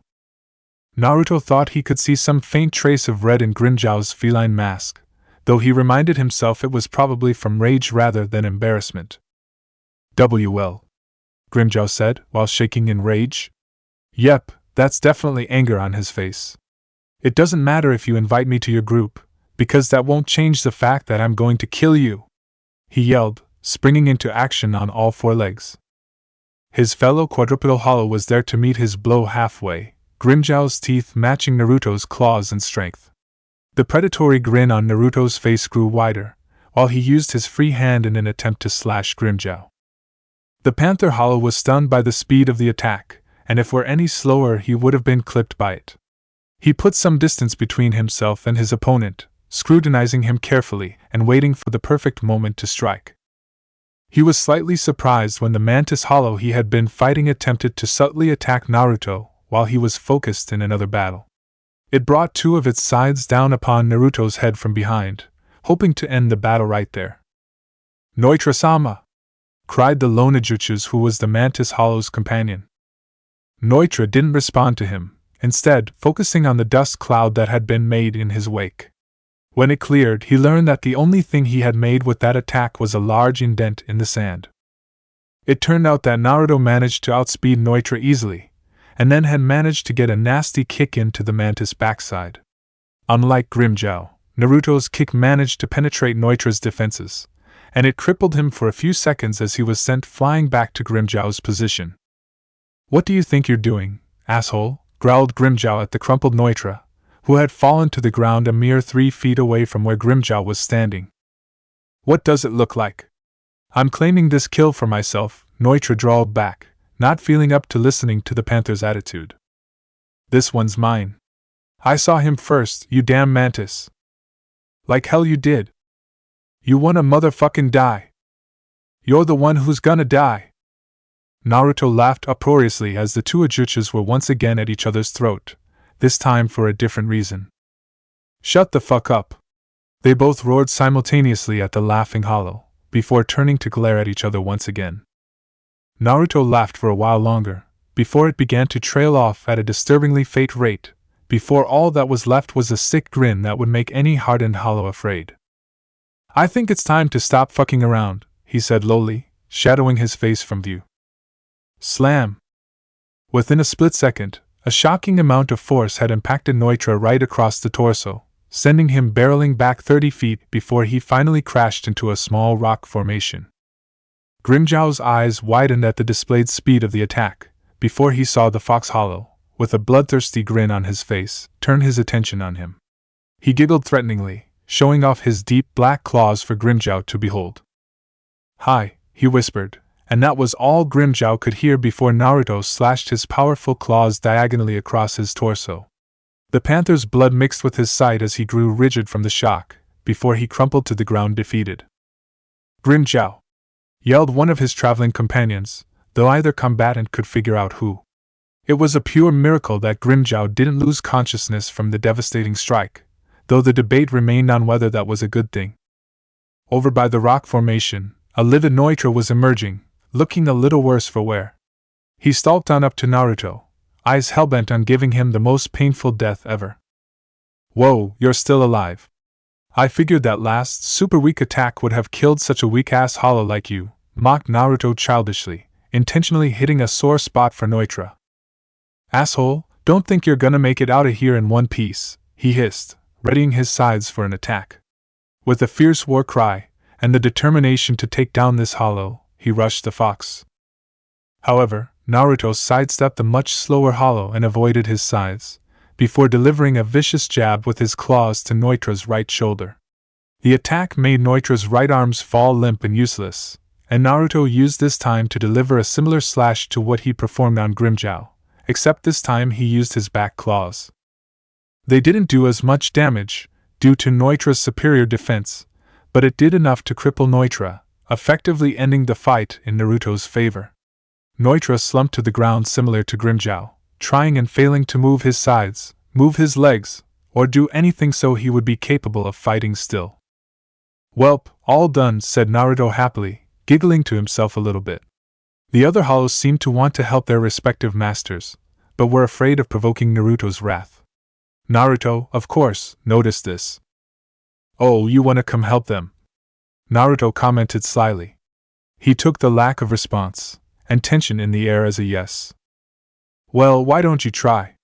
he all but whispered, and that definitely cowed the Hollow, as a couple of them let out groans of what seemed to be fear. Naruto ignored them from that point out, turning back to the Hollows at hand. What the hell are you waiting for? Kill me," came Noitra's voice, weakened from the heavy wounds he had sustained. Naruto looked at him oddly, confusion seeping into his expression. "Why would I want to do that? It's been obvious since before that I want you to join my group, and I intend for that to happen no matter what, regardless of whether or not I had to use force," said Naruto. "Why, you asshole? Just kill me, now!" roared Noitra. No, I don't think I will, said Naruto simply. Neutra glared at him hatefully, but found himself unable to respond to that with words. Why the hell are you so eager to die? You should be thankful to me that I'm going to let you live. I usually don't show mercy to my opponents, but your strength has made you too worth recruiting. Naruto breathed slightly audibly, noticing that Neutra remained unconvinced. The mantis hollow grit his teeth, and seemed to be mulling over something insulting to say to the fox hollow. Is this because you lost? Because you can't bear the shame? Or is it because you want to live a life of battle and then die to a worthy opponent? Naruto began. His voice could be considered slightly mocking, and it showed when Neutra grit his teeth harder. I'm right, eh? Well, they may seem admirable to you, but I personally am disgusted that you don't value your life. The last thing I want is death, when I can cause so much carnage with my own two hands. It's intoxicating, and I don't think I could bear not killing. I can tell. You enjoy battle, and more importantly, you enjoy killing. Just as much as I do. The only difference between us is that you wish for death. Naruto explained, his tone all serious for once in his life. Neutra said nothing. You have two choices here, and neither of them involve you dying. I'm not that nice, and I'm not going to give you what you want. Your first choice is to be left here alone, alive but defeated. Your second choice is to come with me, and live a life of battle as a very high-ranking officer in my kingdom. I have enemies. Lots of enemies. You like battle and power, and I can give you both of those things. I'll even turn a blind eye if you decide to get rid of one of my own, unless it's someone who's equal or superior to you. This is the best I can offer, all you need is take it. Naruto whispered the last part, and his melodious prospect was beginning to ring true to Neutra. Naruto grinned. Neutra was beginning to shake, and what Naruto could only guess was both anger and conflict. TCH, whatever. If you won't kill me here, then the best I can do is take this. Don't expect me to be all chummy with all of you, or even like doing this in the first place. He sneered. Naruto sneered back, but this one seemed more like a smirk than anything. Before anyone could say anything, they heard a rustling noise come from behind them. Well, looks like Sleeping Beauty is beginning to come around, guffawed Naruto, as Grimmjow was struggling to lie on his back. I've been up, and I heard every single word between you and the mantis over there, including his little prissy-ass tangent about being killed in battle, Grimmjow muttered. Then I take it you've heard about my little kingdom, and all the things I can offer, Naruto declared. Grimmjow groaned. Yeah, I heard it, but I'm not so willing to believe that you can give us power. Well, if you're talking battle power, I'm sure all the hollows that I already have under my sphere of influence can help you hone your skills. If you're talking a position of power, I was planning to have 4 generals to exist just below me and command all my regular vassals. Right now, I have 3 open spots in that rank, and you 2 would be the next most powerful hollows in the kingdom, so I was definitely going to enlist you as the 2nd and 3rd generals. Grimmjow struggled to look at the fox. Can you help me achieve Vasto Lord status? He asked. Who knows? The Vasto Lord status is farther than you can possibly imagine. I've even eaten one, and still I didn't actually evolve into that status. When it comes down to it, I can't really help you with your own abilities. Every hollow is different, and we can't train one another in the art of battle. Whether or not you evolve into Vasto Lord is really up to you, Naruto said wistfully. Grimmjow was about to close his eyes, but he realized a shock that snapped him into reality. You've eaten a Vasto Lord? He yelled at the Foxajuches. Yeah, it was some ox fucker that had taken up residence in the cave complex where we live. Me and my first general managed to kill him, and I took the power for myself. Still wasn't enough to make me rise though, Naruto said. He kicked the ground where he stood, clearly frustrated by his lack of progress. Will there be more Vasto Lords ones to eat? He asked. Probably. I have a lot of enemies. What, am I swaying the stubborn Panther Hollow's opinion? He teased, before staring at Grimmjow and narrowing his eyes in a mocking stare. This changes everything. If I have an easier chance to become a Vasto Lord, then I will gladly give up my position as king of these losers over here, he said, pointing to the 5 lower-level hollows who had been following Grimmjow. Fine, I'll come with you. I'll be your so-called general or whatever. I really don't give a shit, as long as I can better my chances of evolving myself. I'll even ally myself with the likes of this fucker here, he said, gesturing to Neutra. Fuck you, you damn cat! Neutra hissed. Fuck off, ass face. I'll kill your damn ass dead! Grimmjow roared. You wanna fucking try, bitch? I'll kill you so fast you won't even notice that you died. Naruto laughed raucously. I can tell already that you two are not going to get along. He then noticed Grimmjow's followers and Neutra's lone follower, still slightly nervous even though their leaders swore allegiance to this Fox Hollow. You guys, since your leaders decided to join me, that means that you guys answer to me now. Let's have a little chat about your initiation, he laughed evilly. Somehow, the other hollows knew they were fucked. 2 months later. So, let me get this straight. You have a massive grudge on your home village from when you were a human, and you attempted to destroy it, but then the Soul Society kept on getting in the way? So, in order to destroy this Konoha and Soul Society, that is what all these guys are for? Asked Grimmjow, gesturing to the 1,000 or so normal hollows, as well as a few Ajuchas. Well, it's more detailed than that, but that's pretty much it in a nutshell, replied Naruto. Things were beginning to look up for him. He had gained almost a couple thousand hollows throughout this trip, and since they were about to get back and begin work on some organization to his kingdom, Naruto began to fill in Grimmjow and Neutra on what was going on. Look, you can see the plateau now. Our home is in those cave complexes there, he explained, pointing to the massive plateau that jutted out of the landscape. The fully recovered Grimmjow and Neutra stared at it, an unreadable expression on both of their masks. As they got closer to it though, Naruto began to see that something was off. It was too quiet for there to be anything going on in the cave complex. Not to mention, he couldn't feel any Ryatsu in them. Without warning anyone, he rushed quickly over to the cave complex, leaving everyone in his dust. He reached the base of the plateau in about 10 minutes, and ascended it in less than 5. He sniffed the air, smelling old dried blood mixed in with the normal earthy smells. He then noticed a familiar presence, sitting on a particularly large rock outside of the cave complex. Ulquiorra! Naruto stuttered out, shocked at the Bat Hollow, who was sitting over there by his lonesome, the look on his face even gloomier than his normal one. Ulquiorra looked at him, though he seemed to have already noticed his presence beforehand. Naruto. I'm glad you're back. We have had a little situation occur while you were gone, he said calmly, as if the severity of the situation wasn't affecting him at all. What happened here? Why is there the smell of blood mixed in with the area? Why are you here all by yourself, and why don't I feel any Ryatsu other than yours in this area? He exclaimed. We got crushed, that's what happened. By them, he said cryptically. Them? Who the hell are they? But from the looks of things, you make it sound like we were attacked, said Naruto. We were attacked. By this hollow kingdom from across the sea. We were no match for them, not with our current numbers. They have a very special way of fighting. This Reino humanoid. It was an act of revenge, really. That Vasto lord you killed when we took over this place, their king was his older brother. Ulquiorra finished. Naruto's eyes widened. We were destroyed utterly.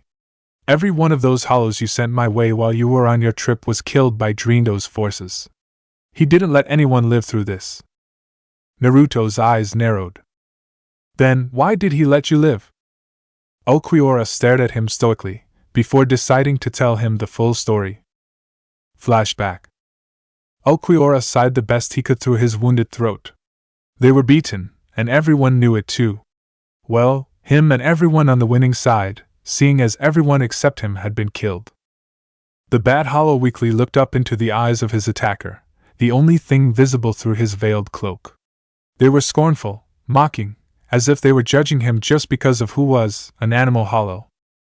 One of Drindo's guards emerged from the cave complex, looking as if he had news to report. Drindo-sama, this was indeed all they had as far as population. The Fox Hollow who killed your brother is nowhere to be seen, as he is nowhere in this cave complex, it said. Drindo seemed to growl underneath the cloak, before he looked down at Ulquiorra. Damn it, he could be anywhere by now. But at least I've found one of the two culprits behind my brother's death, he said, looking intensely at Ulquiorra. Sir, should we prepare to execute this hollow? Asked one of the guards flanking Drindo. The king's eyes widened in anger, before he grabbed the guard by the shoulders roughly. You fool! Do you not realize that this is the partner to that damnable Fox Hollow? If we kill him now, we may never be able to locate him and avenge my brother. We will leave him alive. Do you understand me? He ordered, released the shaken guard from his grip. Why, yes, sir. I'm very sorry, sir. The guard stuttered. Well, whatever. As long as you get it, dismissed Drindo, as he turned his attention back to Ulquiorra. The king leaned down up to Ulquiorra's face, who could feel the hot, putrid breath roll off the vasto lord. Say, kid, you and that partner of yours have caused me some serious trouble, and not just because you killed my brother. I want to be sure I make the both of you pay, but I don't know where the fox is. Drindo paused. So, here's the plan. I will be back in 3 months' time for finish the job, and you will be the bait for the Fox Hollow. If he honestly wants his kingdom to flourish, he will be back, even if it is just for you. I want to kill you together, see, but if there's nothing left for the Fox Hollow here, he won't be coming back. He finished. He released Ulquiorra from his grip, and Ulquiorra thought he saw Drindo do something before he blacked out from his wounds. Flashback end. I've been here alone ever since that incident 2 months ago, waiting for you to return. He stood up and walked over the edge of the plateau, and looked over it to see that most of the hollows that Naruto had recruited had arrived at the base. And you've brought many, many hollows to be part of your kingdom. Drindo mentioned something about you attacking him before the 3 months' time is over. Now that we have forces to fight with, do you wish to lead an attack on him? He asked. Naruto shook his head. We'll need all the time we can get in order to prepare for this, and it's much easier to fight a defensive war than an offensive war. You'll have to go over all the information you received to me in 2 other hollows I have bestowed a high rank on. Plus, we can't attack them right now. We have no idea how big this ocean is, or where they came from in the first place. It's best we bide our time and prepare for the invasion when they come. I hoped you would say something like that. It's just easier this way. Ulquiorra concurred. Yes, we have a war to prepare for, but our key concern is getting our new folks settled in. We can go over wartime strategies once we have. Meet me in my throne room in a few days, and we'll discuss our next course of action. He ordered, his tone all sane and professional for once. Ulquiorra nodded in confirmation, before Naruto turned away from him and headed into the cave complex. His thoughts went adrift as the darkness began to shadow him from view. I don't have time to have fun with this type of battle. I need to be all serious. This new enemy poses a threat to both of my dreams, and I need to focus all my energy on destroying this threat before it can. I just don't know if I can suppress my instincts. I'll just have to remind myself to save it my zest for battle for Konoha and the Shinigami. I really hope that works. Naruto's unsure musings cut off right there, when he disappeared into the next doorway. 1 month later. Sir, I believe it is time. The promised day you would go back and destroy the Fox Hollow for good, along with that bad hollow, said one of Drindo's guards the moment when the day ended, and Drindo was ready to hear the day's report. Drindo smiled serenely, and the guards were left wondering whether he was in a good mood. He had been waiting for this day for quite some time. Is that so? It's that time now, to destroy those 2 damn pests in one fell swoop. If only it were that easy. As much as I would love to just swoop in there and deal the finishing blow myself, the possibility remains that he could have built an army. We'll be sending them in first, and with luck they'll destroy each other, and then I can drop in and kill the 2 hollows I'm after. Drindo explained. The guards said nothing in response to that, until Drindo turned back to them in order to explain something to them. I'm going out to prepare our secret weapon for our invasion. I'm placing all of you on standby for the time being. Wait until I get back, I'll have your orders ready then, he said, as he got up from his throne and walked down the hallway. The king could faintly see the guards saluting out of the corner of his eye, but he ignored it and walked out of the door regardless, looking back to see the guards return to their stiff positions. He smirked. Mindless drones who would do anything for him. He continued to walk down the halls of the stone castle, ignoring soldiers who would greet him out of respect as he continued down the castle. Once he got to a certain point, however, all the guards ceased, and he was left alone in order to enter a certain wing of the castle. The Vasta Lord followed the curved hallway that ran adjacent to his throne room, until he arrived at a thick set of wooden doors. He opened them with very little effort, and emerged in a much wider hallway almost as large as his throne room. 2 lone guards were stationed at a very small door on the opposite side of the room, and they saluted as he went through to find a dingy, narrow hallway barely 20 feet long. An even dingier door lay at the end of the hall, sparsely lit by the 2 torches on the wall. Drindo grinned wickedly, thinking of what lay behind that door. It made him giddy, oh so very giddy. He stroked the handle to the door in an almost perverse manner, testing the feel of it, and remarking that he never got old. He opened the door with a loud creak, feeling the presence of an intense hatred waft all over his body. Rather than make him disgruntled, it pleased him greatly, and he showed it with his wide grin. He could see the hundreds of eyes on him, the only thing visible in the dark. Good evening, ladies and gentlemen.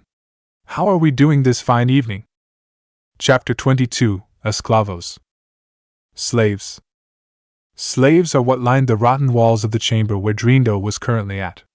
Packed into tight confines and forced to face deplorable conditions, slaves were the secret weapons of all the Reino Humanid, because these slaves weren't just any slaves.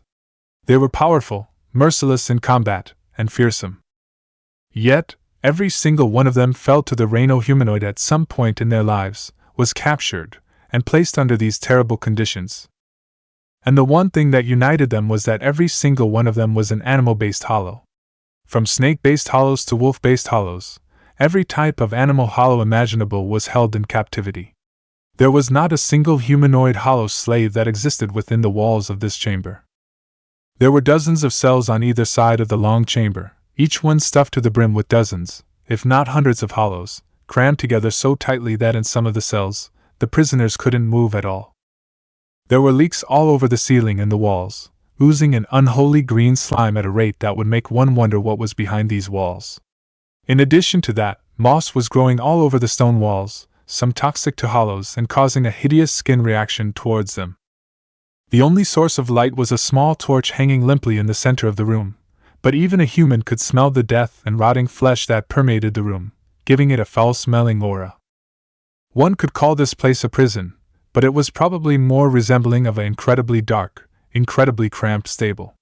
Its entire decor seemed to give this off, as if the kingdom was treating these hollows no better than the animals that they were. The killing intent and Ryatsu wafted over Drindo, but he did nothing but smile broadly at their feeble attempts to make some kind of impression upon him.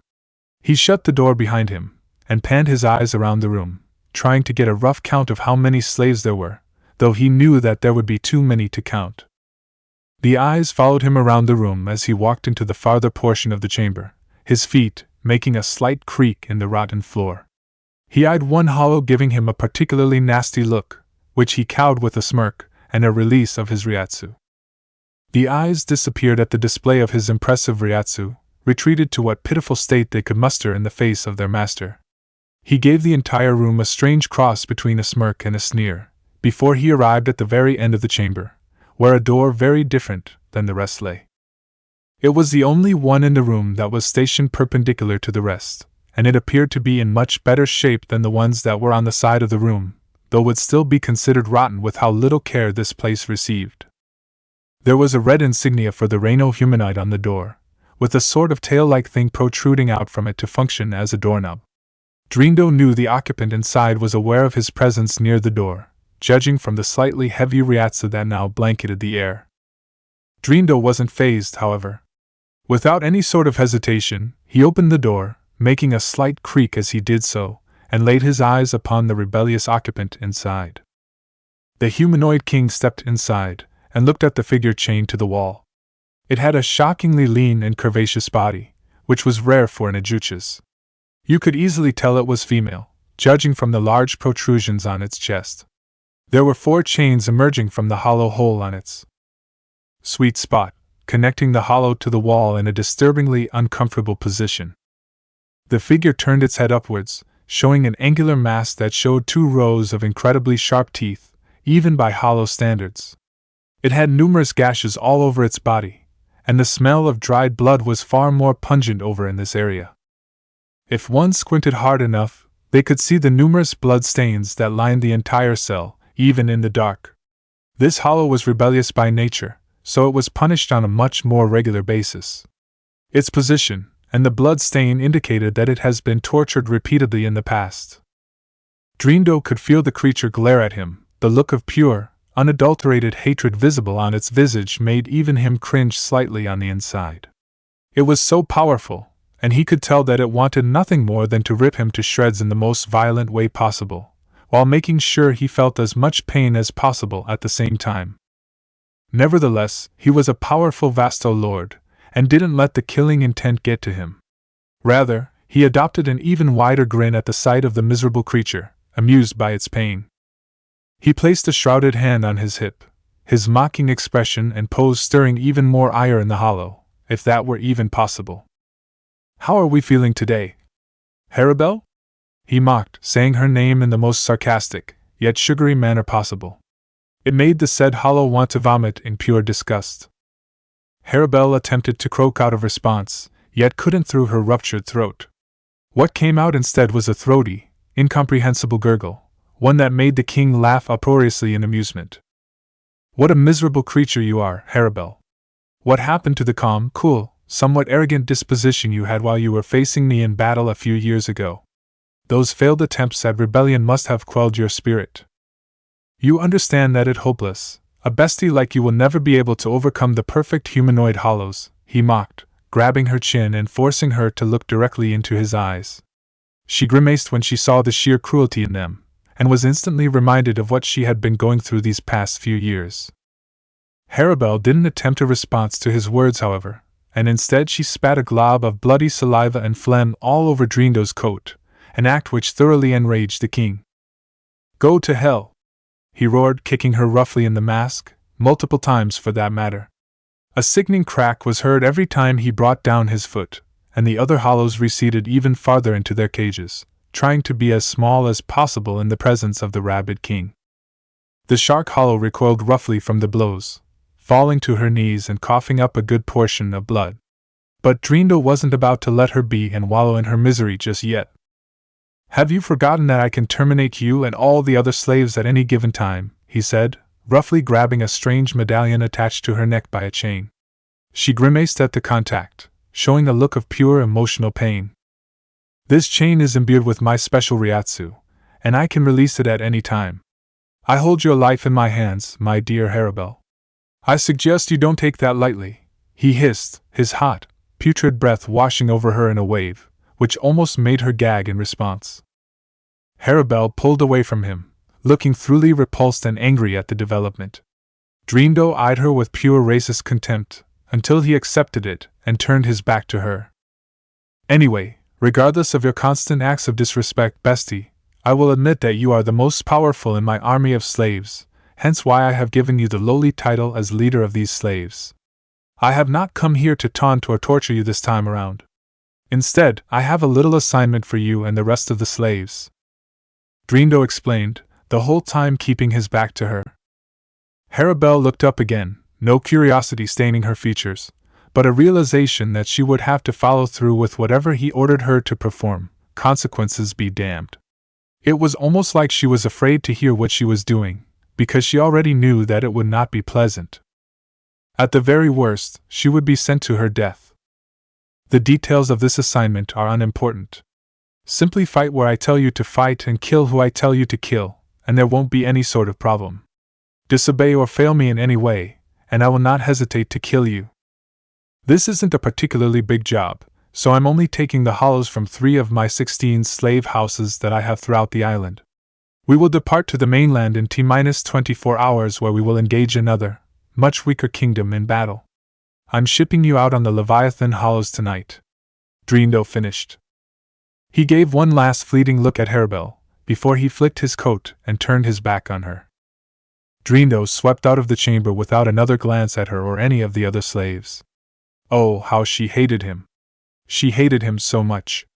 This racist piece of shit is the reason her life was so fucked up, and all because she was an animal hollow. She hated him, and the other slave hollows did as well. She knew that God wouldn't answer some kind of unholy hollow, but still, she prayed with all her might to be rescued from this torment. It was the only thing that had kept her going. So, it seems we're going to have to make do with this small amount of hollows, said Naruto, who was currently perched in his future throne room along with Ulquiorra, who was going over some basic hollow warfare tactics with his king. Things weren't looking so good, and against his will, Naruto had the sinking impression that running away from this place would simply be the best option. But if he did that, how would he ever become a powerful king in Hueco Mundo? If he was afraid of some other kingdom that wanted to bring him down, he would never be successful. Well, with the forces down from their last attack, we're completely reliant on the couple thousand or so hollows that you brought back from your trip. Speaking of which, you were mentioning something about filling 2 spots of this 4 generals idea that you had. Ulquiorra replied back. Naruto grinned widely, as he recalled that he had gained 2 fine fighters to add to his forces. Such a thing would already improve their chances, regardless of how slight that may be. Yeah, Grimmjow and Neutra. They show a lot of potential in addition to their already existing power, if I do say so myself. I told them to meet me in this chamber before we went, so they should be getting here pretty soon. Ulquiorra looked at his king, reflecting on his recent words. It may have been his imagination, but did it seem like his king was getting smarter? He was beginning to show signs of stress from this entire ordeal, and he was notably harder and more gaunt than when he first met him.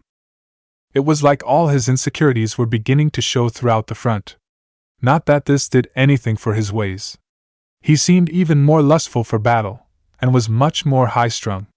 If he kept going like this, it wouldn't be good. It was like some semblance of sanity he had had before was slowly but surely disappearing. Ulquiorra was cut off from his thoughts by the creaking of the wooden door, and he could visibly make out 2 figures coming through. They seemed to be at each other's throats though, with their natural weapons drawn and them yelling curse words at each other. Naruto grinned even wider, before he randomly launched a Siro from his mouth. The orange ball of light went streamed towards the 2 new hollow, and the 2 were lucky enough to detect it in time and jump out of the way. The ball of light almost completely obliterated the door in a blast of orange, and Ulquiorra idly wondered how they were going to replace that. What the fuck was that for? They yelled at the same time, at their king who now had the biggest shit-eating grin Ulquiorra had ever seen on his face at the moment. He resisted the urge to sigh, remarking in his mind that he would do something like this to his newest underlings. Just testing ya.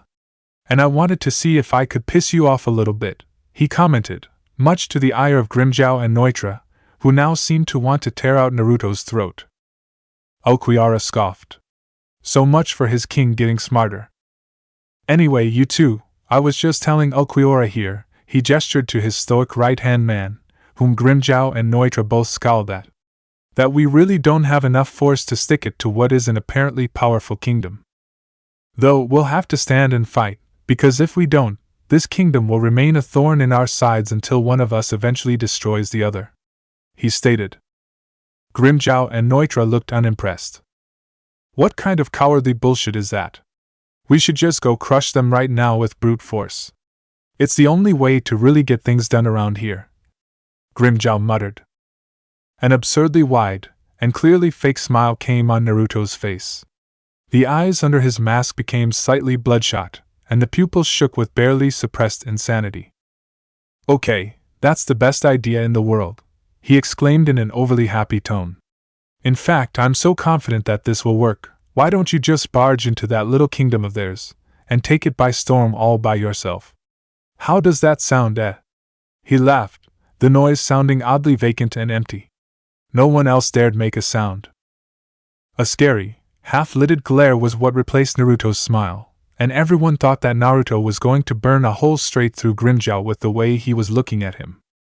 I thought so, he said lowly. What the fuck? Is he bipolar? Grimmjow thought in bewilderment, thinking back to a few moments ago when he happily blasted him with a Siro, and looking at the seriously pissed off Hollow now. Anyway, it's been established that we will not pursue a direct attack. We will let them come to us, and we'll have to somehow use this cave complex and the terrain to our advantage. That's basically what we've been going over, Grimjow. Neutra, Naruto said. The four hollows sat in a tense silence for a few seconds. By the way, Naruto, I think it's imperative for you to know something about this particular kingdom, Ulquiorra said, breaking the silence that had fallen over the room. The fox hollow turned to Ulquiorra, a questioning look on his face.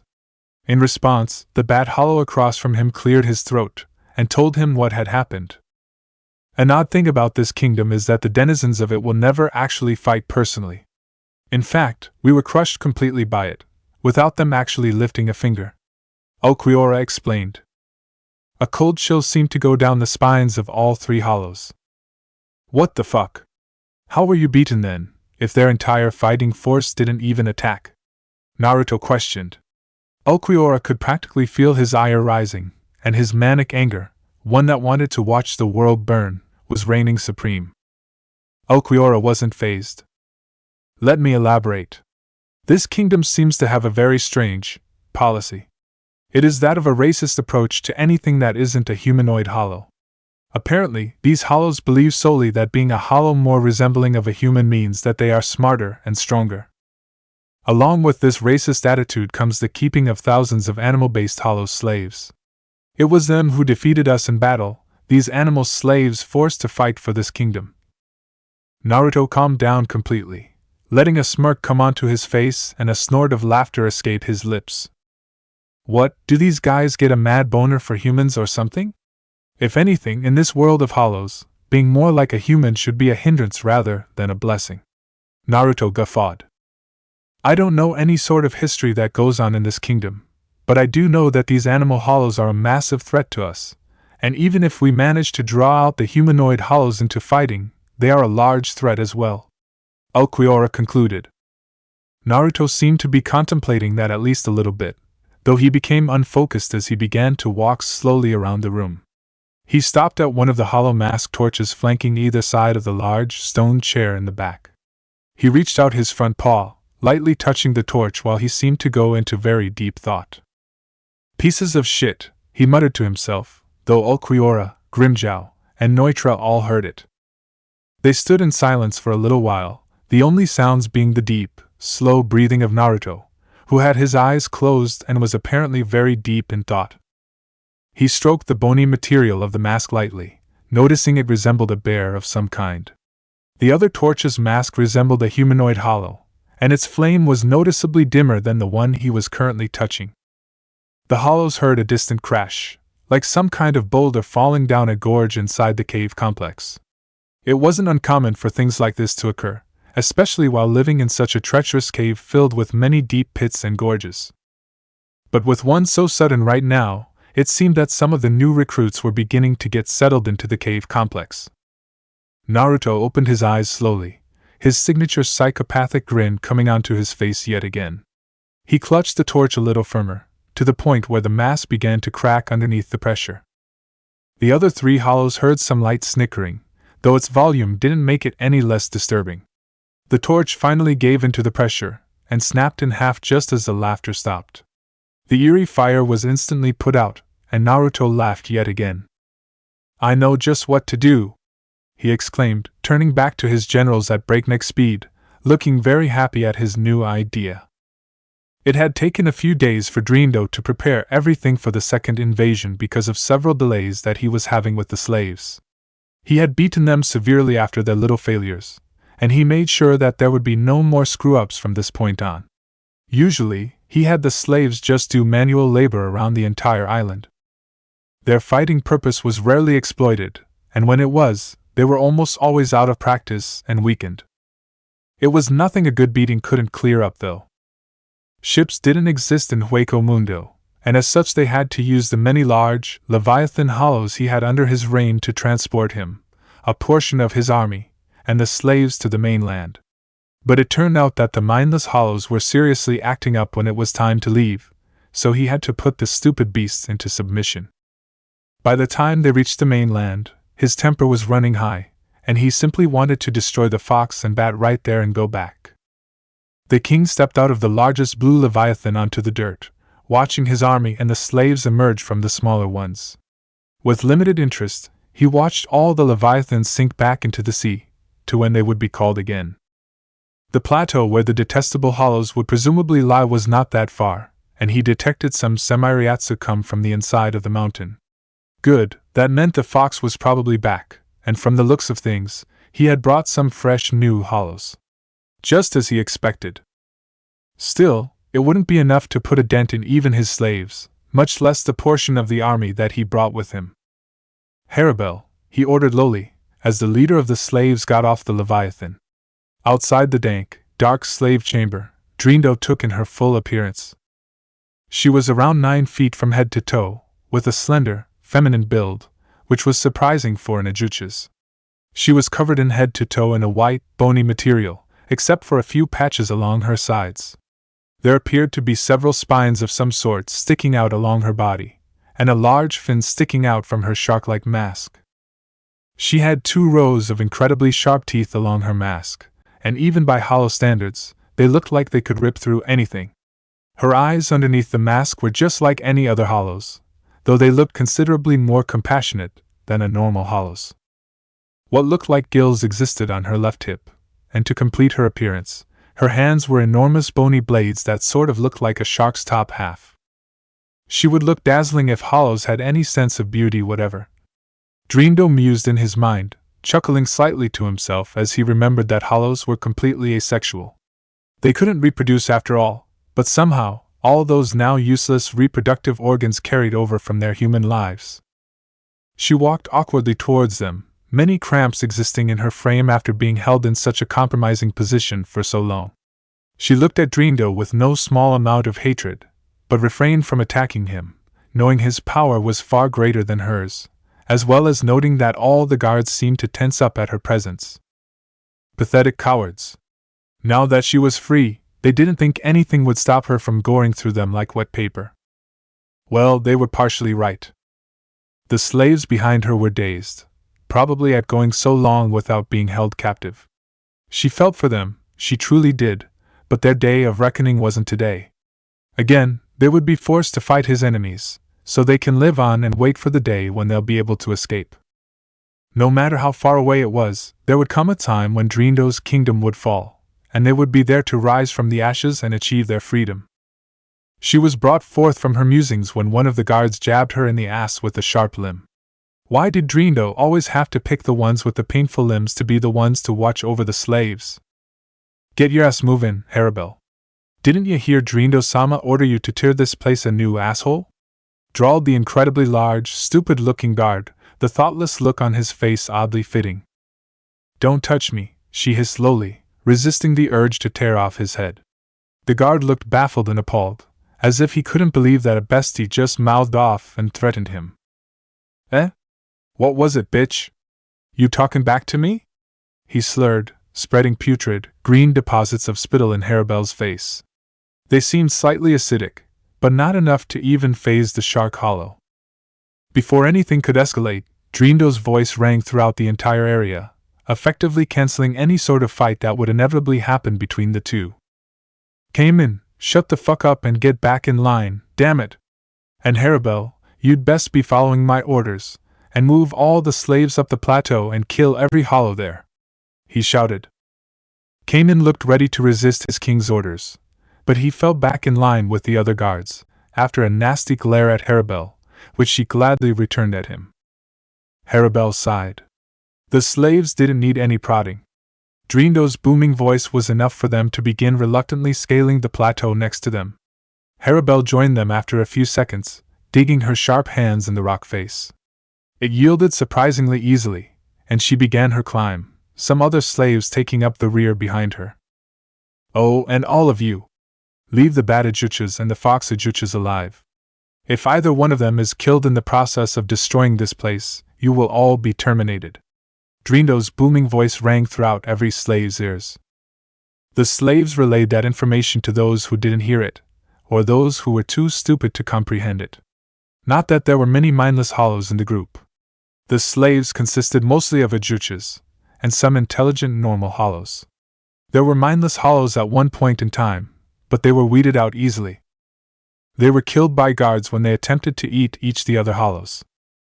Harabelle heard her stomach growl. She really wasn't getting enough food.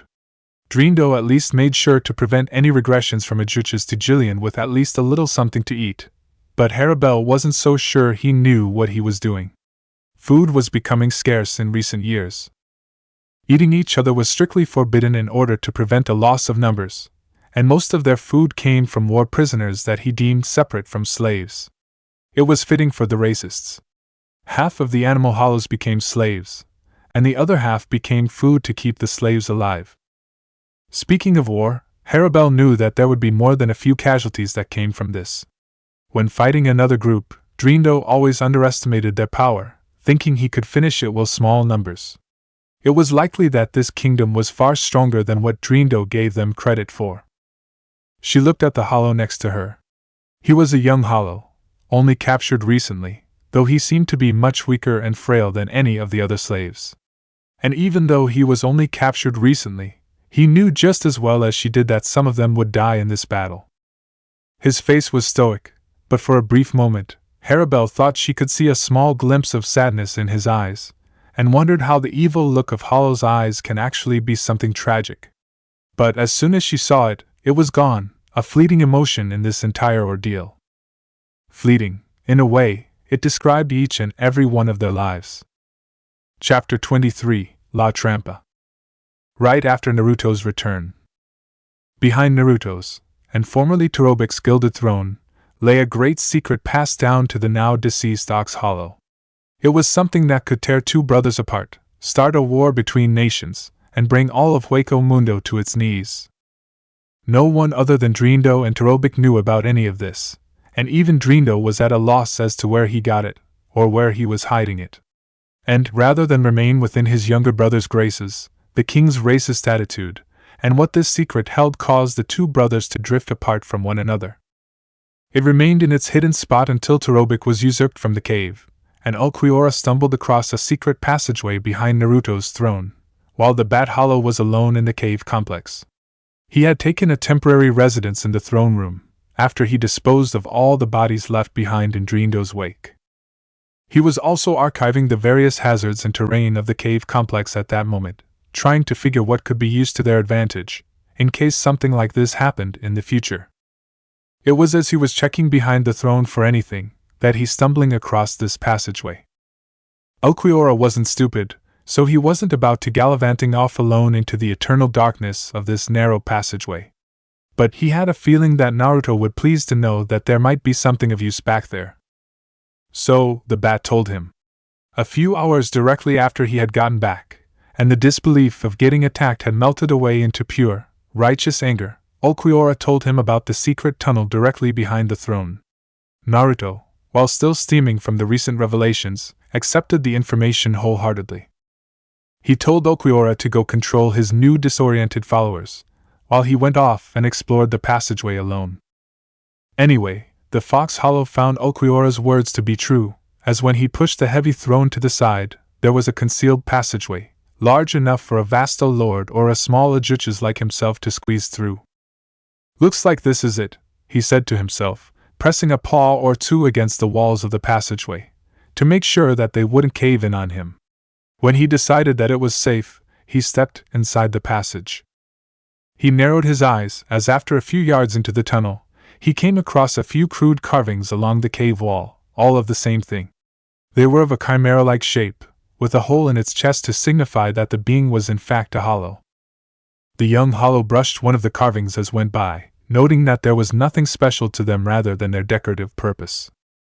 Continuing further into the narrow passage, he noticed a few torches along the wall that glowed with an eerie blue flame, and more carving of the strange chimera-like hollow that he had been seeing up to this point.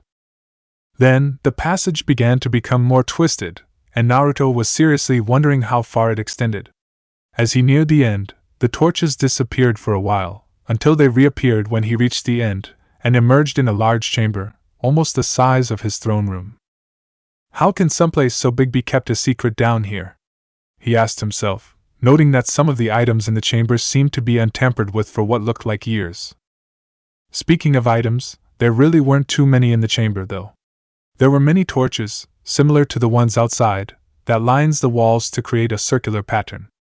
Again, there were more pictures, but this time they were not of the chimera. In addition, they were similar to mosaics or frescoes, being much more elaborate than the primitive cave drawings he had seen up to this point. The mosaics showed a bunch of angular, almost cubist shapes, but the one at the forefront seemed to be this humanoid figure, with a hole in its chest of all things. Other angular figures, more animal-like in nature, were circled around the figure in what seemed to worship. To add to the religious imagery, the prominent humanoid figure seemed to have a holy light surrounding it.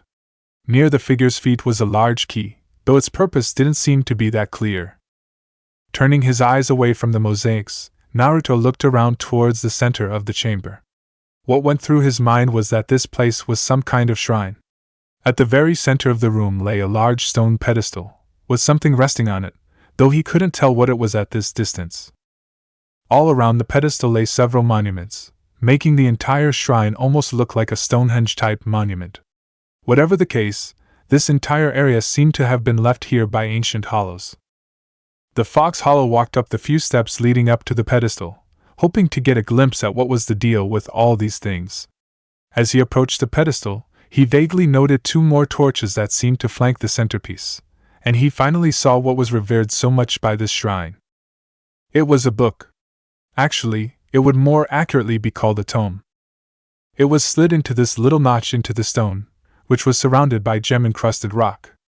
The gold-striped cover didn't have any sort of title or indication of the contents inside, but Naruto felt strangely drawn to the book. He grabbed the book from off its pedestal, his paranoid mind thinking that there may be a trap waiting for him. However, the said trap never sprang, and when Naruto successfully removed the book, a much smaller notebook fell from inside the cover. He placed the larger book on his back as he picked up the smaller notebook with his front left paw, noticing that the title was Notas de Cherubic. And with both books in hand, the Fox Hollow slowly made his way back into his throne room. When he got back, he shooed away any of his vassals or generals that were remaining in the room. He wanted to be alone, so he could read this. He knew he shouldn't be reading this, with war on the horizon, but still, he had the feeling that the answers to all his problems lied within this piece of text. With that in mind, Naruto opened the tome without hesitation. As he read through the entire book, his eyes became wider, and his pose became more slack. There came a knock to his door several times, but Naruto just ignored it in favor of the book. Many hours later, when Naruto had finally finished the book, his pose had gone completely slack, and he dropped the book and let it crash to the ground below. He laid down on his throne in a lopsided position, his breathing a little rapid. Oh, fuck. I just read about something really fucking amazing, didn't I? He gasped out, thoroughly enraptured by the contents of that book. The sheer things that were written down in that tome were simply mind-blowing to him. He didn't think he could show this to anyone, not even Ulquiorra, until they were ready. Right now, the secrets of that book would remain with him, and only him. Trying to recover, he turned to the other, much smaller notebook, the one that Cherubic had wrote and slipped into the book. The thought had been bugging Naruto for quite some time. The first book clearly wasn't written by Cherubic, but since he had slipped his own writings inside, he definitely knew about, and had most likely read it as well. Was that Ox Vasta Lord trying to guard it or something? He opened the notebook, his thoughts lingering on what Cherubic knew.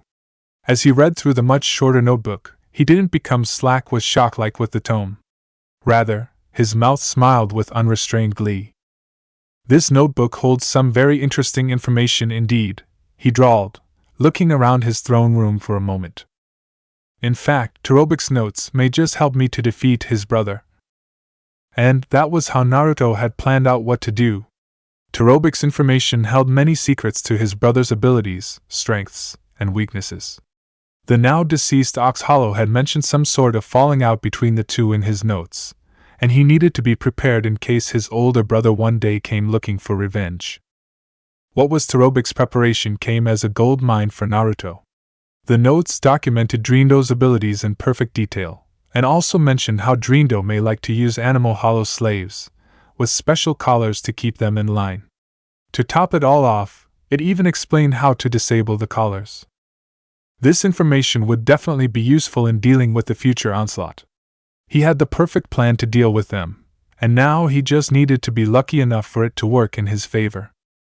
To tell the truth, they had been expecting the attack for several days now, and his trap was already prepared, just waiting to be sprung. All they needed now was the trigger, when one of the hollows he placed on lookout reported back to him. Naruto sighed. This kingdom business was coming along at least somewhat well. Well, his throne room could really be called more of an encampment than a palace, and he was really a king in name only at this point.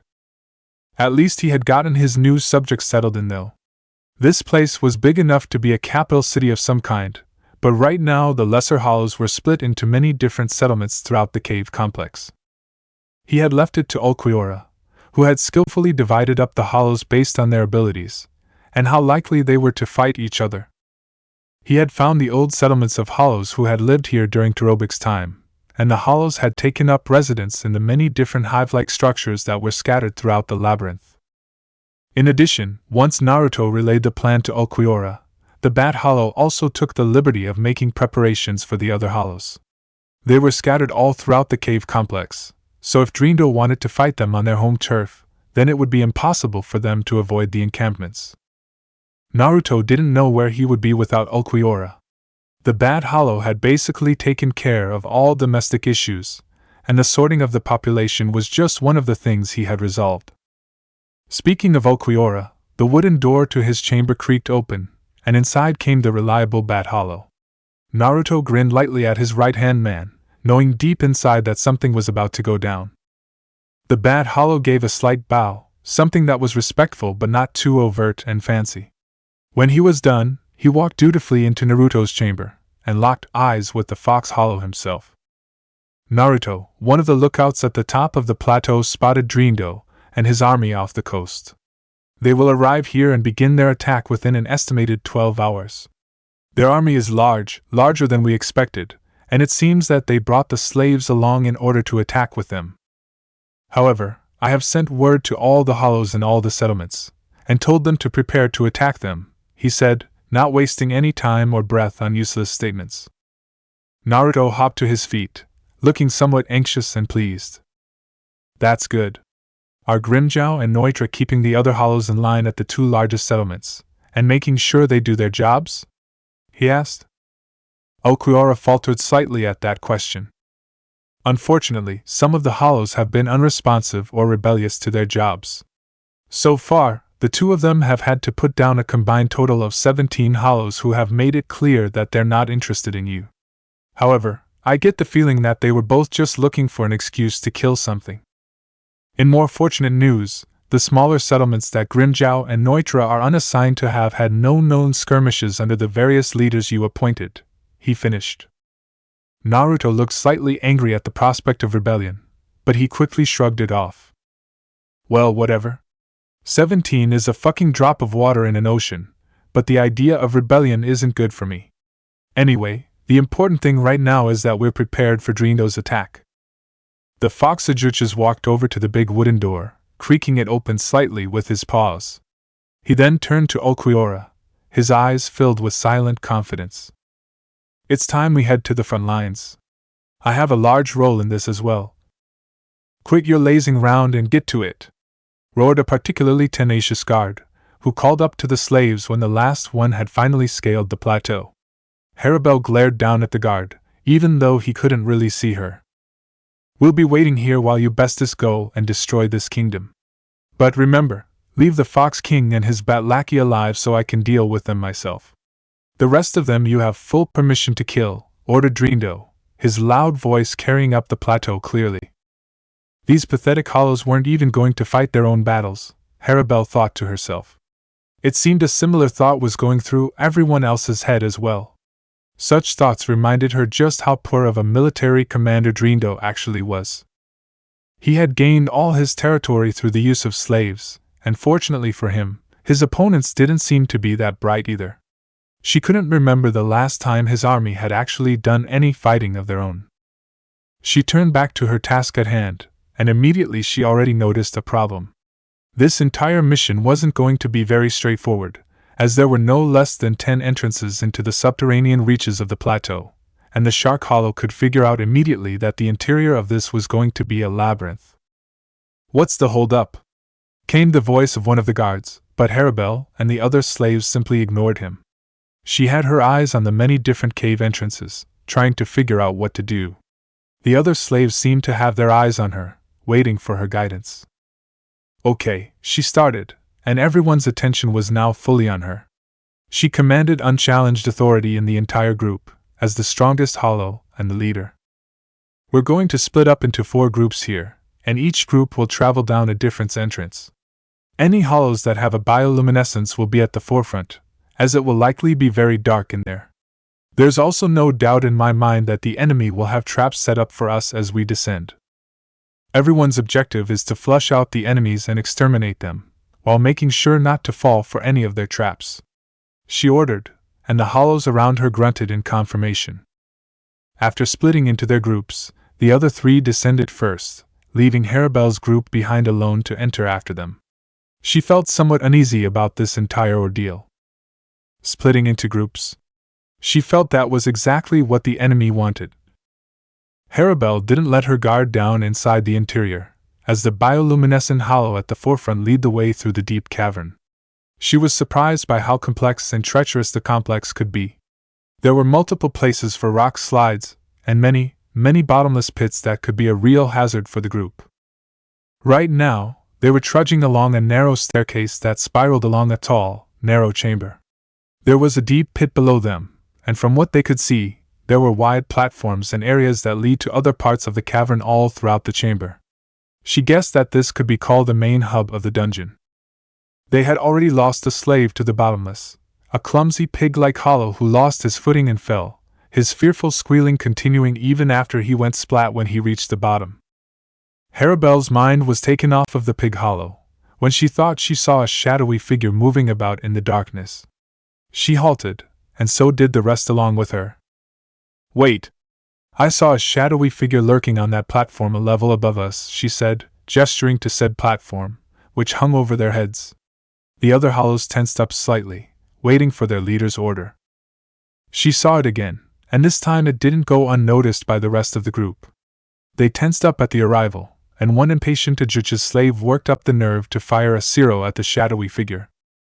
The red beam of light missed the target completely, hitting the stone wall directly below the platform and causing several chunks of rock to fall from the damaged area. "Idiot!" Harabel hissed at the attacker. "Don't be so reckless with your attacks. Do you want this place to cave in on us?" She finished with a roar, and the hollow who attacked had the decency to look sheepish. "The shadowy figure is gone now," she sighed, looking up at the platform to see nothing there. Just a sea of darkness in a place where their light source couldn't reach. Come to think of it, the shadowy figure could still be there watching them, and just hiding out of view of their light. "We probably just drew attention to ourselves with that attack, so we've lost the element of surprise," she stated, glaring lightly at the offending hollow who had blown their cover. "We'll continue on to that platform where we saw the shadowy figure, and see if we can flush it out there. Just keep your guard up. They have the advantage in this darkness, and that shadowy figure might use it to get a sneak attack on one of us."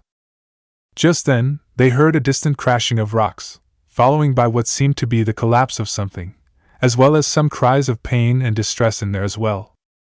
Her eyes widened under her mask, and she speeded to the front past the bioluminescent hollow. "Hurry, everyone.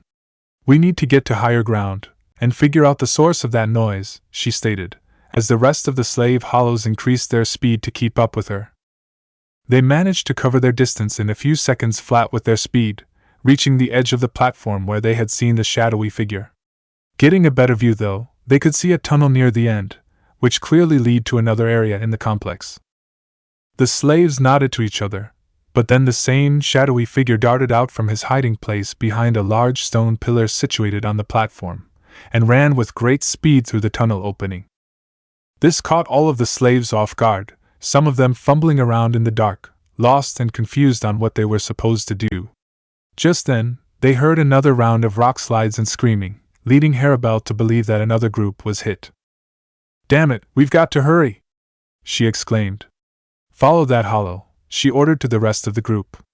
The bioluminescent hollow took off into the tunnel, while Harabel and the rest of the group trailed behind. The group of hollows trudged through the narrow chamber in almost a straight line, searching desperately for the being that they were chasing. As they approached the end of tunnel and were about to emerge into a different chamber, the same noises could be heard again, signifying that the third and final group had fallen for their traps.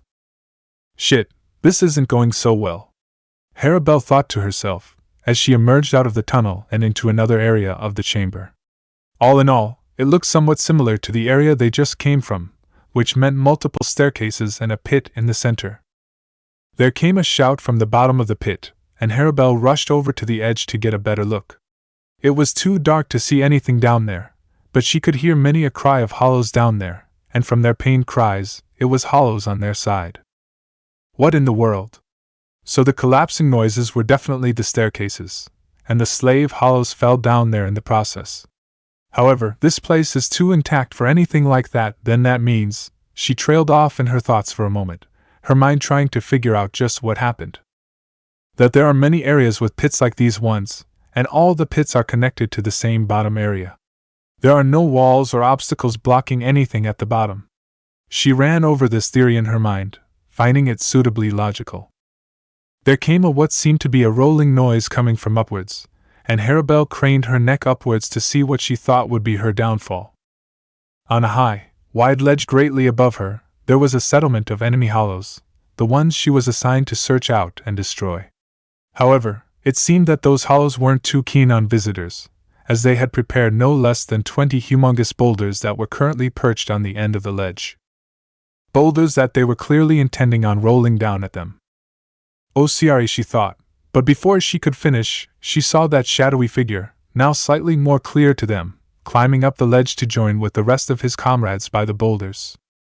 Oh no. He was just a decoy. We played right into their hand. How could I be so stupid?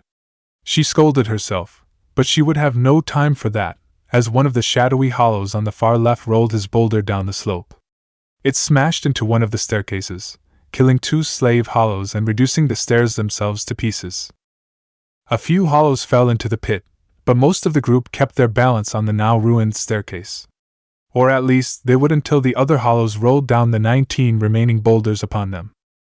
This time, the boulders obliterated the staircase almost completely, leaving nowhere to stand on.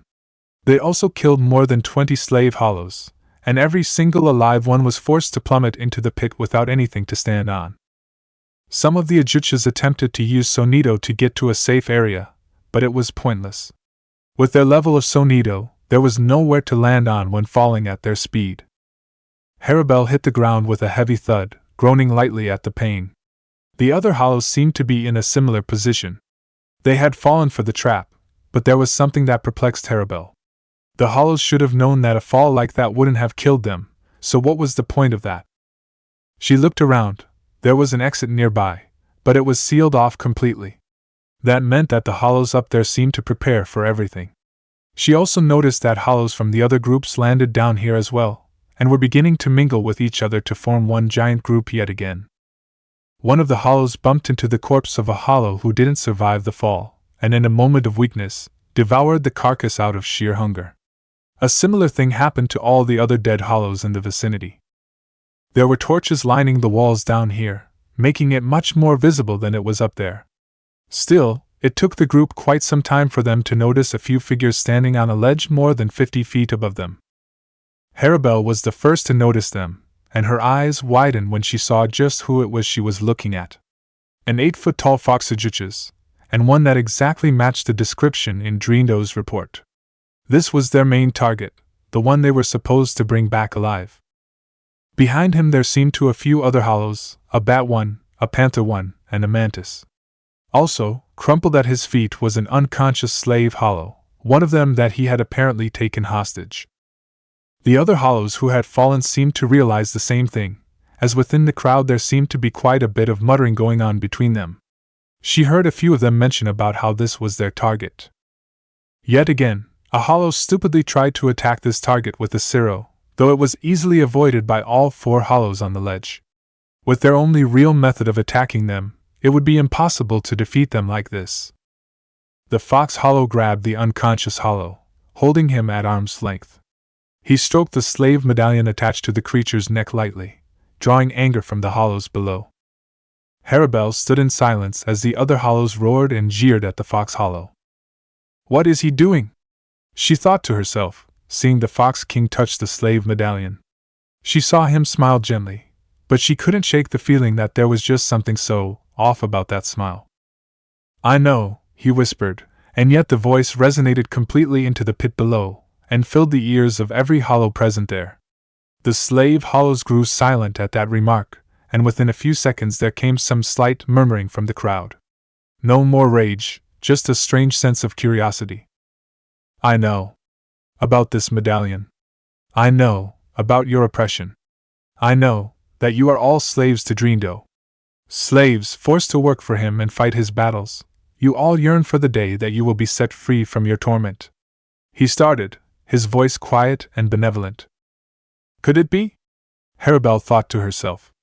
If this hollow knew about the torment she and all these other hollows had suffered at the hands of Drindo, was he implying that he could set them free? Was this her savior? After these thoughts, there came a slight dampener to Harabel's high hopes, as she remembered what type of world she lived. Still, the hollow's words sounded so gentle, so sincere, that she couldn't help but trust him in spite of herself. What she didn't realize that beyond that thickly veiled persona was nothing but an evil character who cared nothing for them. Out of all the hollow in the room, Ulquiorra was the only one to tell that his speech pattern was purely false. Do you wish to be free? To be able to do whatever you please? Or do you simply want Drindo to suffer for his crimes? He started, and every hollow was now enraptured by his chant. Then join me, I can help you. I can free you, he said, his false charisma beginning to shine through. He then adopted a look of faux sorrow, one that Ulquiorra thought looked incredibly out of place. I know I have done some unforgivable things in order to tell you this. I ordered my men to drop boulders on you, which even killed a few of your comrades. But you were under orders to capture me on sight, and that was the only way I could talk to you like this. He cried, his voice becoming louder again at the last part. As you can see, we are all fellow animal hollows. His voice crept even louder. Do you want to spend the rest of your lives being forced to work for those pathetic humanoid hollows? Or do you want to live free with your brethren? You may not think that you have the power to defeat Drindo and his army, but united we can. United, we can fight. And united, we can win. Can you hear the war drums beating? They're telling you to rise up against your oppressors, and free yourselves at last. Join me, as together we outnumber Drindo's army, and without combined strength, we can win. He roared, the speech ringing true to many of the slaves. There came cheers from the crowd, those who were inspired by Naruto's words, and raring to exact their revenge on Drindo. However, not all were convinced by Naruto's speech, as several of them continued to hiss and boo at Naruto's words, while reminding their fellows that he had killed many a comrade. A few of them even attempted to fire more Ciros. Naruto wasn't fazed. If some of you still remain unconvinced of my truthful words, then perhaps this will convince you. I have discovered a secret recently, one that I learned from Drindo's brother Terobik, and something I think you will find quite astonishing, he said. He once again turned his attention back to the unconscious hollow that he was holding, placing his hand against the chain attached to its neck. Terobik's notebook says the following, he started, preparing to do something to the hollow's medallion. Apply 76 newtons of force directly and precisely on the 4 joints of the medallion. This is the key to removing the medallion without harming the wearer. It can be performed by anyone who is proficient in Ryatsu control. A single finger push in the right area should be sufficient enough to remove the device, he said casually, pressing his finger against each of the 4 corners of the medallion. The hollows below watched with apt awe at Naruto's performance. Even the ones who were untrusting of Naruto's proposition were silent. Then suddenly, there came a slight pop and a click, and a clang as the medallion that had caused them so much grief clattered to the flood, now useless. the slaves were stunned. Flat out floored by what just happened. Their medallion, the source of their problems in life, was gone just like that. At the hands of the one they were supposed to have captured. After that, the other three hollows flanking Naruto seemed to come to the forefront, as if they were going to assist Naruto in the removing of all the medallions. Now, simply swear allegiance to me, and I will remove each and every one of your medallions, allowing you to live free under my reign. We will also bring the attack to Dreamdo, and destroy his army of humanoid hollows," he exclaimed, only to be met with a much louder chorus of cheers. The few who remained skeptical of Naruto's intentions were quickly turned, when they witnessed that most of the slaves were jumping at the opportunity to get their collars off. Naruto was shining underneath the full approval of the slave hollows, a bastion of morality underneath these slaves who have had all hope torn from them. No matter how false his proclamations were, he continued to shine through. For a split second, an insane grin that showed his true nature surfaced, but it was gone as soon as it came, replaced with the confident, kind smile that the slave hollows had taken a liking to. And while underneath the spotlight, after what felt like was top of the world, Naruto whispered one thing that would go unheard by anyone in the entire chamber. "Perfect."